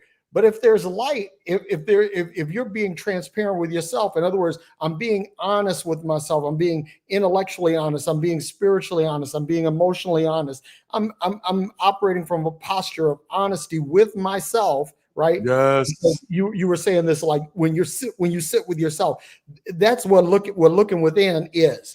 That instead Yes. of I'm sitting down with Durante and having this conversation, I'm sitting with Derek and I'm Come on, having a man. conversation with Derek. And is Derek okay? Is Derek feeling well? Is Derek happy? And I start having empathy for myself. In other words, I'm walking through my own shoes and I'm having compassion for myself. I'm actually Come on. caring about what I'm thinking. So by doing this, empathy and compassion are the elemental components of love. So that means Yeah. by exercising empathy and compassion, I'm loving myself. So now I'm loving myself, and I'm loving myself through transparency. I'm laying most of my soul bare naked for the world to see. So now people can see me. They're not seeing my representative. They're Mm. seeing me for who I am. And Yes, and and sir. then they can make some rational decisions about how Yep. they're going to interface with me. Because when you're dealing with someone's representative, you're dealing with them through a facade, through a lens, through a filter, right? But if Ooh. if if, Ooh. you, if we are all transparent with each other, then there is no representative, there is no filter. We deal with each other in honesty and in Come love, on. because I have empathy and compassion for me. That Yep. means I can have empathy and compassion for Durante. But if I can't Come on. have it for me, I can't have it for any. Look, can I let y'all in on something that not only can you not have empathy and compassion for others if you don't have it for yourself, but you can't have it for your imaginary playmate either. Whew. Come on now. Oh, that's good. That's good. Man. Okay, so now let's stay on empathy for a little bit because I Okay. think I think this is gold. Because I do realize that it's a real struggle for people. I know it's definitely been a struggle for me. Mhm. It's one that I'm so aware of that I'm sensitive to. So I'm hypersensitive to being empathetic Yeah. because I know that I can have a tendency not to be. You know, it's real easy for me to go cold, and so because of that, I try to hyper in on that. And I realize that it's a struggle. It's a struggle. Being empathetic sometimes for people can struggle. Now, I am a natural empath, if you will, which means I cry when other people cry. Mhm. If you hurt, man, I'm gonna be hurting with you. Yep. I think that's it, the pulpit attracts people like that. Yeah. But what I now see, especially things are more knowledge, more information. Just how bad some people can be, or maybe just how bad some people are. How do you handle being empathetic towards people who have identities or ideologies that you are vehemently, against their ideologies, type of thing? Is there a role for empathy in that type of dialogue, or in that type of exchange or engagement, and what does it look like? Yeah. That's a really good question because I used to operate from the standpoint. Kyle and I used to be in the grace camp as far as preaching, right? Yes. So God's unconditional love and unlimited grace, and if God extends it to us, we got to extend to others. And I thought about this. There are people that have absolutely repugnant Yep. ideologies Yep. that they are really outside of any meaningful therapy. They're horrible people, Yeah. right? And I'm just being honest. I'm keeping it real. because Yep. there are shitty people. Now, does that mean that a shitty person cannot be redeemed? No, I'm not saying Right. that, Right. because I Right. see people turn it around. But if you can have empathy for them and say, okay, I still love them. I have empathy and compassion for them where they are, Yeah. and I would love to show them something, but in some cases it doesn't mean interfacing with them directly. It's like Mhm. for example, you can understand how electricity works, but you're not going and touching power lines. Yeah. Yeah. It's like that's the difference between knowledge and wisdom, right? Electricity Yeah. exists, Come but on. wisdom is like not touching a 50,000 volt power line, right? Yeah. So some people have to be loved from a distance. Yes, sir. And I'm okay with that, because Mhm. if I either love them from a distance, in other words, I put some space between me and them, or I put a special conduit Yes, sir. between Come on us, now. right? In other words, that there are some rules of engagement Come that on that now. say how we interface, how we interact. Because I have friends, I have a couple of family members who are Trump supporters, Oh, yes. I and have a few of those. and so I'm like, okay, that's your thing. Mhm. That I find repugnant. Yep. But we could talk about sports, we could talk about cars, we could talk about what we used to do in the hood. We could talk about all of that. We Come just on can't now. talk, we can't talk about this because that is a bridge too far. And Yes. the other thing too is that somebody told me this. This is not original, but they say you can't drive a 20-ton truck of correction over a 5-ton bridge of relationship. You Come know, on, man. if the relationship is sufficiently strong, then you might be able to work through some of these ideological dichotomies, right? Yeah. Yes. But if the relationship is not that strong, or if you know that this is only going to lead to frustration and argument, Yeah. okay, then you say these are the discussions that are off the table. We can Come get on, down man. with everything. Like I have friends that have not kicked me to the curb. They're old ministry buddies that I've Yeah. been preaching with them since since we first started preaching, right? And they haven't kicked me to the curb through all my atheism and my agnosticism, but we know that we're not going to have these deep conversations about scripture. That's not Yep. going to happen anymore. So we Yep. understand that, hey, the other things that we love, we have a love of sports. We like to talk about martial arts, and we like to talk about cars. Okay, we could talk about stuff like we talk about clothes, Yeah. watches, whatever. We could talk about stuff, but there are certain things that are off limits. So that's how I exercise empathy and compassion toward people that are, because here's the thing. I have friends of all races, of all ethnicities. I have family members. Yes. Who are Come of on. all ethnicities and all cultures.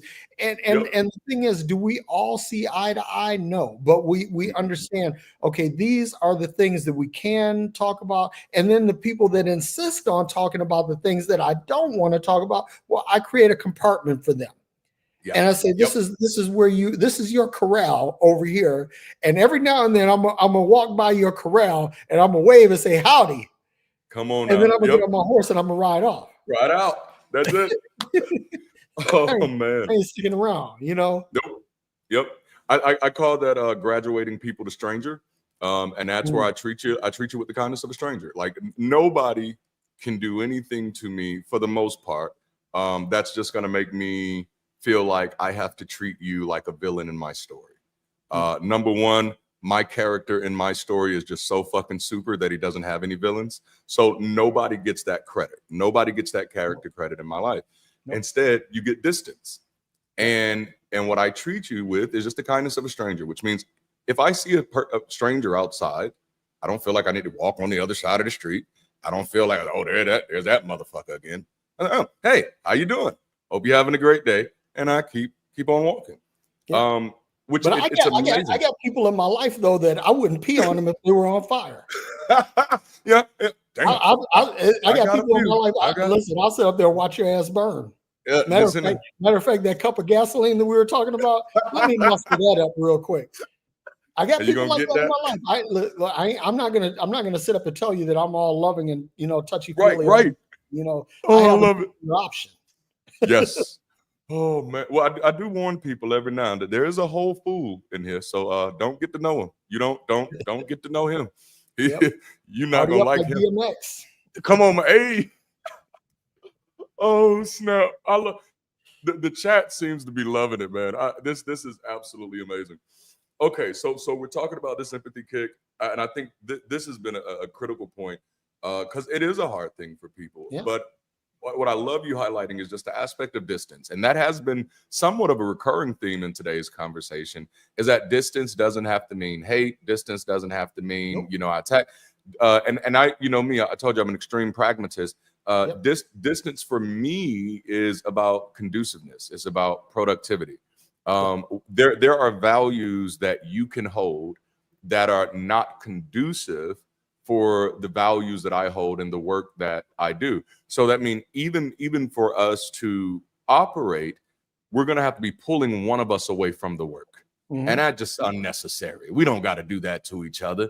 So I'm more of the person who's like once, and I guess that's because I have gotten free from this idea of feeling like my identity was defined by my relationships. I no longer have that thing anymore. So it's just, oh man, this puzzle piece doesn't fit. So you go somewhere else on the board. If you fit, then we'd be close. You don't fit, so we can't be close. And to Right. trying to force what doesn't fit would be damaging and toxic for both of us. Now, for me, that doesn't have to devolve into a situation of you're not my friend, I don't like you. It just becomes we don't align on these values. Now, Right. there's a spectrum for that.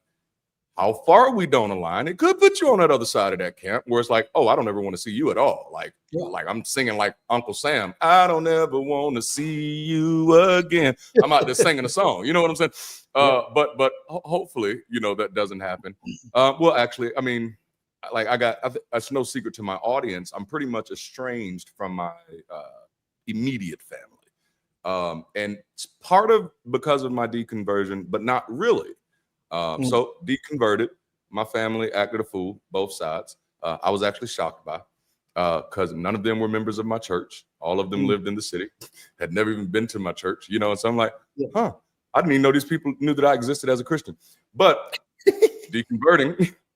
deconverting and seeing their treatment of me and allowing myself to process it for a few years, I realized, oh, Durante, they did this to you when you got married. They also did this to you when you graduated high school. And so it finally clicked. You've never had a family. That was my reality. Yeah.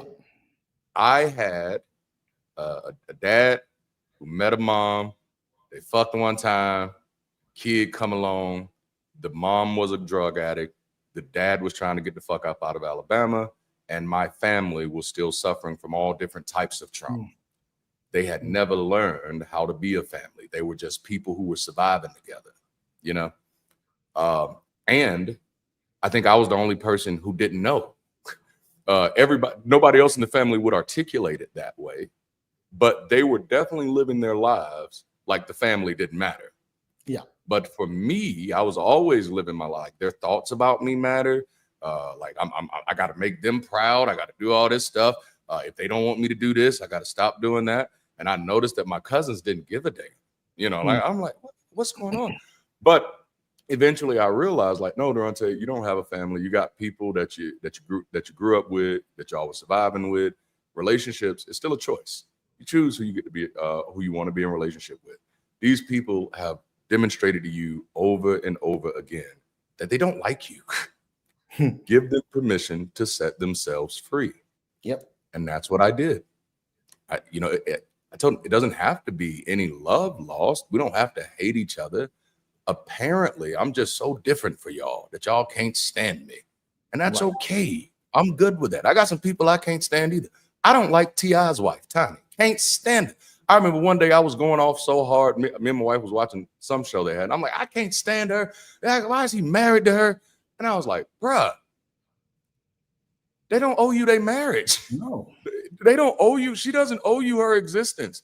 And that's how I now treat people, that like nobody owes me their existence. So no, there are people out there that I don't like and all that type of stuff, but it doesn't matter. That doesn't actually tell me anything about them. It tells me something about me. It just tells me like, hey, you're not my cup of tea. And that's okay. Yeah. There's other people who might like you as tea. And so go get them. And what it did for me, damn it, it helped me know that I'm a tall drink of water. You know what I'm saying? Like, I'm better than them stuff. Oh no, but I love it. I love it, man. This is some good stuff. And it's equipped me. Probably the most beautiful thing about that for me, it equipped me to demonstrate to my children that family is intentional and that our commitment to them is intentional. And that's something that we do hope that they learn from us and continue to value with their children. Because even just kind of pivoting back to Bridge City Global, a major part of the purpose of Bridge City Global is becoming a better way to connect, right? Yeah. And that's something that I've been constantly reevaluating as a parent since I deconverted is what's a better way to connect. So an example I give is with my youngest son. We had an inflatable pool in the backyard. You know, he just jumping in the pool, and I see him through the window and he's jumping a little too close to the edge of it, to the side. And I come out, boy, stop doing that. And I go back in the house and I thought about it and I said, is that actually the message you wanted to communicate? Is there a better way to connect at this moment? Yeah. And so I went back out and I said, hey, come here. It's not that I want you to not do that. Let me tell you what I was trying to say. I saw you doing something that looked scary to me. My reflex was to say, don't do scary things. Right. I don't want that to be the message for you. I don't want you to be afraid to do things that are scary. I want you to learn how to navigate scary things safely. Yeah. You know what I'm saying? So I let him know, I said, hey, me yelling, that was my fear, my trigger, my reflex, because I was concerned for you. But not only am I apologizing for that, I want to reconfigure the message, because not only do I want you and I to have a better way to connect, I want you to have a better way to connect with life. I don't want you afraid because every time something pops up, you hear dad's voice in the back of your head saying, no, don't do that. You know, so this, when it comes to becoming or just even building communities that are better ways to connect, communities that are not controlling, communities that are not places of conformity, communities that are truly celebrating of people's progress, even when that progress means moving on or moving up. What does connection have to look like? What does real connection look like in order to make that happen, in order to make it healthy? Well, you know, we're going back to transparency, right? Yeah. If you see transparency, then you see that there's nothing to be afraid of, because you're seeing you're seeing what's within, right? Yes. So when you go to connect, it's a connection based on openness, right? Come on. Now here's the thing, and my wife and I had this discussion, because my wife is what I call a shiny person, right? And I don't mean that in a negative way, because there are two different types of shiny people, right? Yeah. There are people that are shiny because they're shiny. They shine from the inside out, right? Yes. And there are people that are shiny because they paint themselves shiny. Yes. Right? They put on a facade. So my wife is shiny from the inside out, and because of that, people want to. She attracts people. And the unfortunate thing is that people are attracted to shiny. We're no different than fish. That's like, when you go fishing, you put a shiny lure in the water so you catch the fish. It's the same thing. People are attracted to shiny people. So the thing is that what people see, they say, okay, I'm attracted to this shiny, but I'm attracted to this shiny because of what I think I can get. Just like fish. Fish go to the shiny lure because they think they're about to eat another fish. They think they're about to get something. So you're attracted to the shiny because you think you're going to profit from this or benefit from this in some way. Or you actually think that this person's shine is synthetic, and that maybe, just maybe, some of it'll rub off on you. And so there are people that try to either partner with the shine, and there are also people that try to steal your shine altogether. But once they find out that you're shiny from the inside out, they realize they got nothing. There's nothing left. And so what happens is, and so I'll say this, and this is my observation. You're a shiny person. I'm a shiny person. Yes, you know, sir. but we're shining from the inside out. So people are attracted to us, and they come thinking that what can I get from this person? Can Yeah. I get some of Wow. their shine, or can Yeah. I steal their shine and take and appropriate it for myself? But once they Yeah. find out that the shine is not a facade, that the shine is not painted on, that the shine Come is from on, within, they say the only way that I'm going to get what's within them is to extract it out of them. And I can't man. do that. So now I have no use for them. And so how you were talking about how when people leave you, you're like, Hmm. what did I do? What did I do? Yep. You didn't do Yep. anything other than shine. You just kept Man. you were like the Motel 6. You kept the light on, Kept the right? light on. You kept the light on. So what happens is that when we're dealing with people, if we deal with people from a posture of transparency, then they see what's within and they say, okay, I see something inside these windows that I want to link with, that I want to partner with. And I Yeah. see where not only can I be better, see, this is where it Yes. really gets interesting. Come on now. Not only can I get better by being with this person, but what can I contribute? Do I see Come something that's on. missing that maybe if I bring my cup of sugar to the Come on. table, then maybe you can bake some cookies, Yeah. right? Come on now. So, Come so on. I'm coming to the table, not just coming to see what I can get, but I'm seeing what I can give. What can Yeah. I share? What is within me that I see will help you? And so Come it on. goes back to like Rocky in the movie Rocky when he's telling Paulie about Adrian. He said, well, I got gaps and Adrian got gaps, and when we get together, our gaps fit inside each other's gaps. And and so that's the thing. So like if we think about each other like we're gears in a machine, Yes. right? And Mhm. gears are used to do what? To multiply force, right? So you have Yes. something that I have, or that I don't have. You have something that we have something that the other doesn't have. We get together and fill those gaps, and we begin to produce a different energy, right? Yeah, man. And that energy, what happens with that energy is that it'll produce another energy that'll draw others to that will in turn produce more energy. And so what happens is that we get to the holy grail of physics, which is the perpetual motion machine. you know, Man, come on so, now. yeah. Yes. Oh, this is goodness. This is goodness. And the chat is loving it.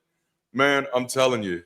Oh, like, okay, there was something you said where my mind immediately sparked off. And I'm gonna see if I can pull it back now. Okay. Ooh, because it's not that it doesn't, it was something that was gonna lead us back to something you said, and I looked over the chat and now I think I've lost it. But anyway, I'll find it back later. I'll find it back later because I thought it was gonna be so damn good. Now I'm trying to fight to get it. You can see it in my eyes. I'm trying to fight to get it. Okay. You're too young to have senior moments, man. Right? I know it, right? Oh man, it's the weed. It's the weed. I was gonna remember my thought and then I got high, But it was the aspect of it's the aspect of connecting, right? Yeah. And where it took me is getting people comfortable to going within to get comfortable with seeing what they have to offer. That's why the going within part becomes so necessary from the very beginning. Yeah. Because that's what makes you comfortable, even having a seat at the table. That's what makes you comfortable, even being in the conversation. It's very easy to think that your shine is going to come from somebody else when you have not gone within yet. Exactly. But when you have gone, it's like, and that's why I love the you use the kind of illustration of, you got some sugar, I got some flour, we got some eggs, we got a cake. We can make something happen. I think there's some scripture on that. Like we can make something happen. Yeah.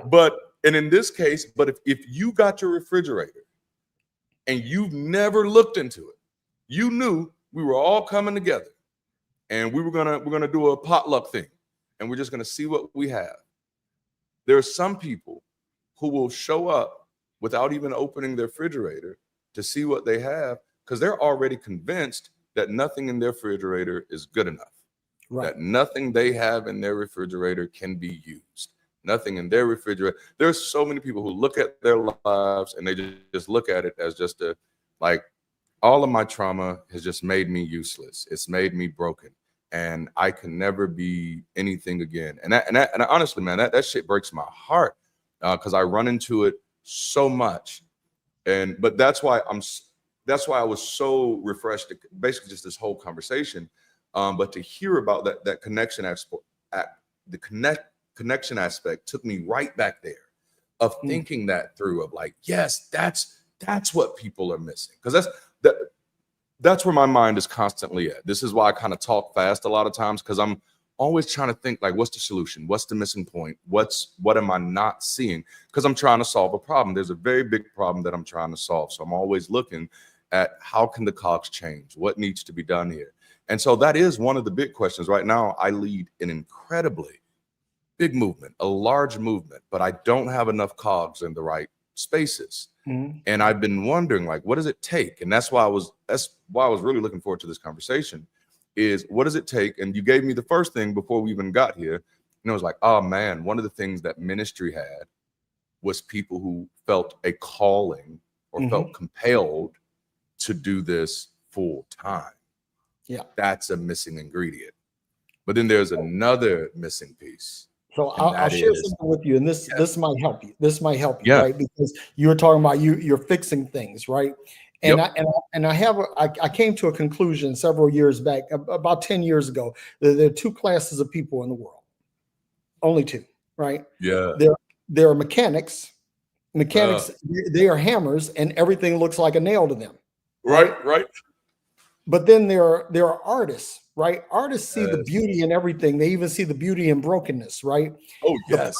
The problem is that mechanics want to fix everything. Well, not everything needs fixing, right? Yeah. And artists see everything is okay. Well, not everything is okay. And so I said, like, the bridge between that, there's a Japanese art form that takes broken pottery and fuses it together with molten gold. Right. Yeah. So the gold serves as the glue between the broken pieces. And what you have now is a work of art that's put together with gold. Right. There's something precious. Right. So it's something precious holding the broken pieces together. So that's the thing that I think any movement. So as you're manifesting this, as you're promoting this and proffering this, that everything doesn't need fixing. There are some things that just need to be observed and enjoyed, right? Yeah. But sometimes we can take what's broken and merge it with what we enjoy to produce something even more beautiful. Yes. So that's the thing. You're a mechanic. That you just said by your own admission, right? But so what you need some artists. You have to have some artists to go with your mechanics. That's like I always say, like if you listen to Kenny G is a saxophonist, and you can if you listen to his music on a pure recording, like a triple digital recording, you can hear the valves open and close. That's how precise he is. It's clean, it's crisp, but it doesn't have any soul. But if you listen to David Sanborn, the late David Sanborn's not a technician, but what he pours out spiritually, the spirit in his music. Like if you listen to Chicago song and that doesn't make the hair on your back stand up, there's something wrong with you. And it's like, so Kenny G, he has this place. He's a perfectionist. He's so technically perfect that it adds value, right? Whereas David Sanborn is not the perfectionist that Kenny G is, but the spirit of his music is evident. It's raw.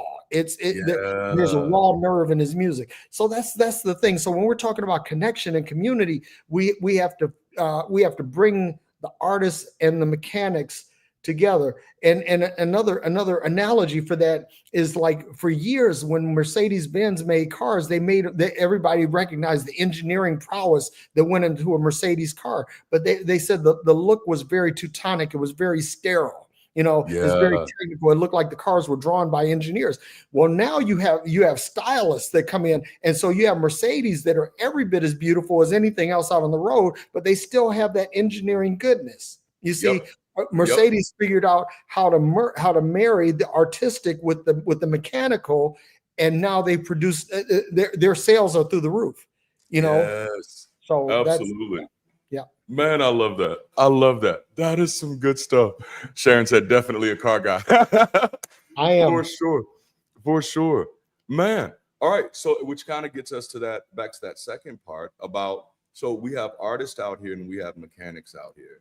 Mhm. How do we get people, or how do we help people get comfortable with exploring that part of themselves, to be that artist, to be that mechanic that can let their light shine and find other shiny people to partner with and to connect with? So here's the thing: everybody, there are common denominators for every fraction, right? Yes. So what you have to do is you have to find your common denominators, because, for example, if you're looking, you got a fraction that's divisible by 3, and it's not an even number, right? Then it's not going to work with an even number without, with an even number denominator without some, decimal intervention, right? So you have to find out what is the common space, what is the common denominator. Find those people, like, I always say, keep your weirdo light shining, so that other weirdos will see your light, and the weirdos that are meant for you, those weirdos are going to come and, and partner with you. And then the other thing too is that you have to, as people are coming to you, as you're drawing people to you, you have to learn the art of discretion. Not everybody who comes to you is meant to be with you. That you have to learn to apply a filter to the people that come into your life, and for the people that they come to your life with open transparency, with intellectual and spiritual honesty, that they're shining their light like you are. You're looking through their windows, they're looking through yours. Okay, take these people and embrace them, and find out how to together. But the ones that, hey, they got windows here, but I see some darkness over here. Okay, I can't really fuck with you until your light's all the way on, right? Man, yeah. When your light's all the way on, now we can holler, right? But if you got a dark room or dark corner over here, all right, that's something that you got to deal with. Or maybe I can help you deal with it. And then you have to understand too that when you're dealing with people that have some darkness, understand that you have to put a time limit on it. You can't deal with other people's darkness indefinitely, because otherwise that darkness will spill into your space. Okay. Come on. I like that. You gotta be careful. You gotta be careful. So when you're dealing with people with darkness, you might see somebody and you say, okay, I see the value in them. I see the light in them, but they just have this little bit of darkness. So I'm going to deal with them. I'm going to deal with them for a week, a month, a year. You put some time limit on it, and you say that if I don't see the light shining, then I have to say, okay, here's your corral. I'm going to put you in the corral for right now, and I'll ride by periodically and wave at you and tip my hat as I ride by. Right? Yep. Yeah. Yep. I love it, man. I love it. I cannot believe we have gone 2 hours straight, and I'm gonna guess. I got a sneaky suspicion Kyle thought this was at 5, because that's the time that he and I normally go live. So he's probably going to jump in the studio at 5 o'clock and be here by his lonesome self. And while I'm hurt that he did not make it today, I'll reschedule him. I am glad that you and I got to have this conversation one-on-one, and that our audience got to meet you from this aspect. I had shared some of your stuff in my Discord before, and so some of them had already jumped in one of your Facebooks before and got to know you a little bit that way. What I want to do is just something I do anytime I bring somebody on the channel for the first time. If you're okay with it, I'd like to give you some time on the stage to just share what you do. If you got anything that you want to support, promote, or anything like that, this would be your time, man. So the floor is yours. Well, in 2024, I wrote 3 books. One, I have a copy of it here on my desk, and that is Deconstructing Religion 2. This, my friends, is the last book on religious, Christian, Muslim, Jewish deconstruction that you'll ever need. You can get it on Amazon. I have another book. It's called The Martial Leader, and The Martial Leader is a book on leadership that is filtered through the lens of Jeet Kune Do and Wing Chun, 2 martial arts that I've practiced for many years. If you look over my shoulder here, you see Bruce Lee, right? The Tao of Jeet Kune Do. But if you get the martial leader, you'll understand leadership through the lens of a martial artist. And I think that that's also very good. And finally, I have a book called Meta Speech, which Meta Speech is helps you deconstruct the DNA of public speaking and deconstruct the DNA of your own personal speaking style so that you can better express that and become a more accomplished public speaker. So those are the three things that I would like to share with everyone. You know, grab those books. And I'm not just saying that because I'm going to get money for them, which I will, and that's a good thing, but also because I believe that each one of these books share some unique perspectives on life that will help you become your best authentic self. Because it's not just good enough being your best self or being an authentic self. You want to be your best authentic self. You want to be the best expression, the best manifestation of yourself. And if you do that, you'll find that you'll start attracting the kind of people, the kind of wealth, the kind of opportunities that you so deeply desire. And it's worked for me. And I believe because I'm not special, it'll work for you too. And so, Durante, that's pretty much it for me. Awesome. Well, man, again, Derek, thank you for being here. I was about to say, Bishop, thank you for being here again today. Man, this was one hell of a conversation. I definitely got to have you back. And I got to get you and Kyle on here at the same time. So we'll try to schedule for that one again as well. I did want to show everybody. I also have the book as well. I have it nearby. Keep it nearby. Have you ever thought about turning this into a course, man? Yes. I think it'd be a good idea. It's like I said, I just got through a few pages when it first came to me, and man, I started reading through it, and I was like, holy shit! And so I had to go back and say, let me look through all the contents again. I was like, oh yeah, this is good. This is good. Yeah. So there's a lot of cussing in it too. I have to forewarn you because you know if you're uncomfortable with cussing, this book may not. It might be more like a cup of gasoline than a cup of tea. But I promise you that even in the cussing, I try to keep it good natured and lighthearted. It's a good read. It's fast paced and it will really help you. Man, oh, I love it.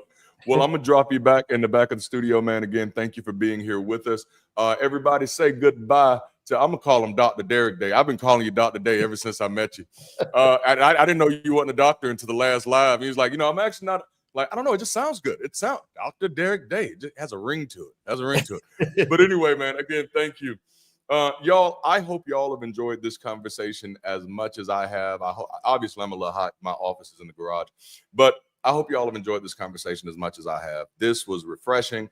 Thank you for hanging out with us during the conversation. Because I mean, I get it. For today, you're kind of having to put up with me because I'm in the middle of building something, and I don't often get to talk to people who were in my former profession who'd have some similar angles that I would have as far as thinking about things or similar frameworks to help me process some of the hard parts of building global community and all those other things. And so I want to have more conversations like these. And so I'll be pulling some more people periodically. Next week, we're going to have Drew with us. I can never say his last name right because I've never heard him say it. So if I'm saying it wrong, somebody record yourself saying it right and send it to me. But Drew Beckius, he came and hung out with us on an ex-pastor call-in show. And that was when we had the big one. We had like five ex-pastors on that one show.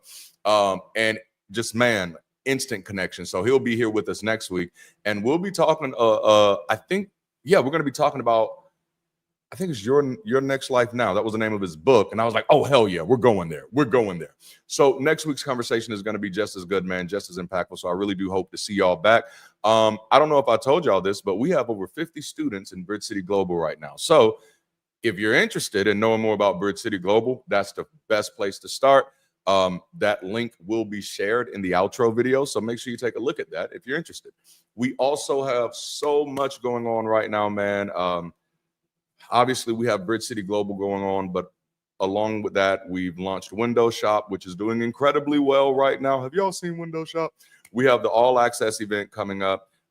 We've relaunched Mastermind. I took a break from Mastermind to do YouTube. And so now I want to do some more Mastermind stuff too, because that's all about education. I think probably my three biggest passions in life are leadership, education, and entertainment.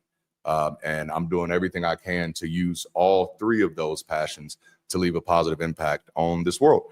But that's all I have for you all today, man. Please check out the outro. I love y'all, man.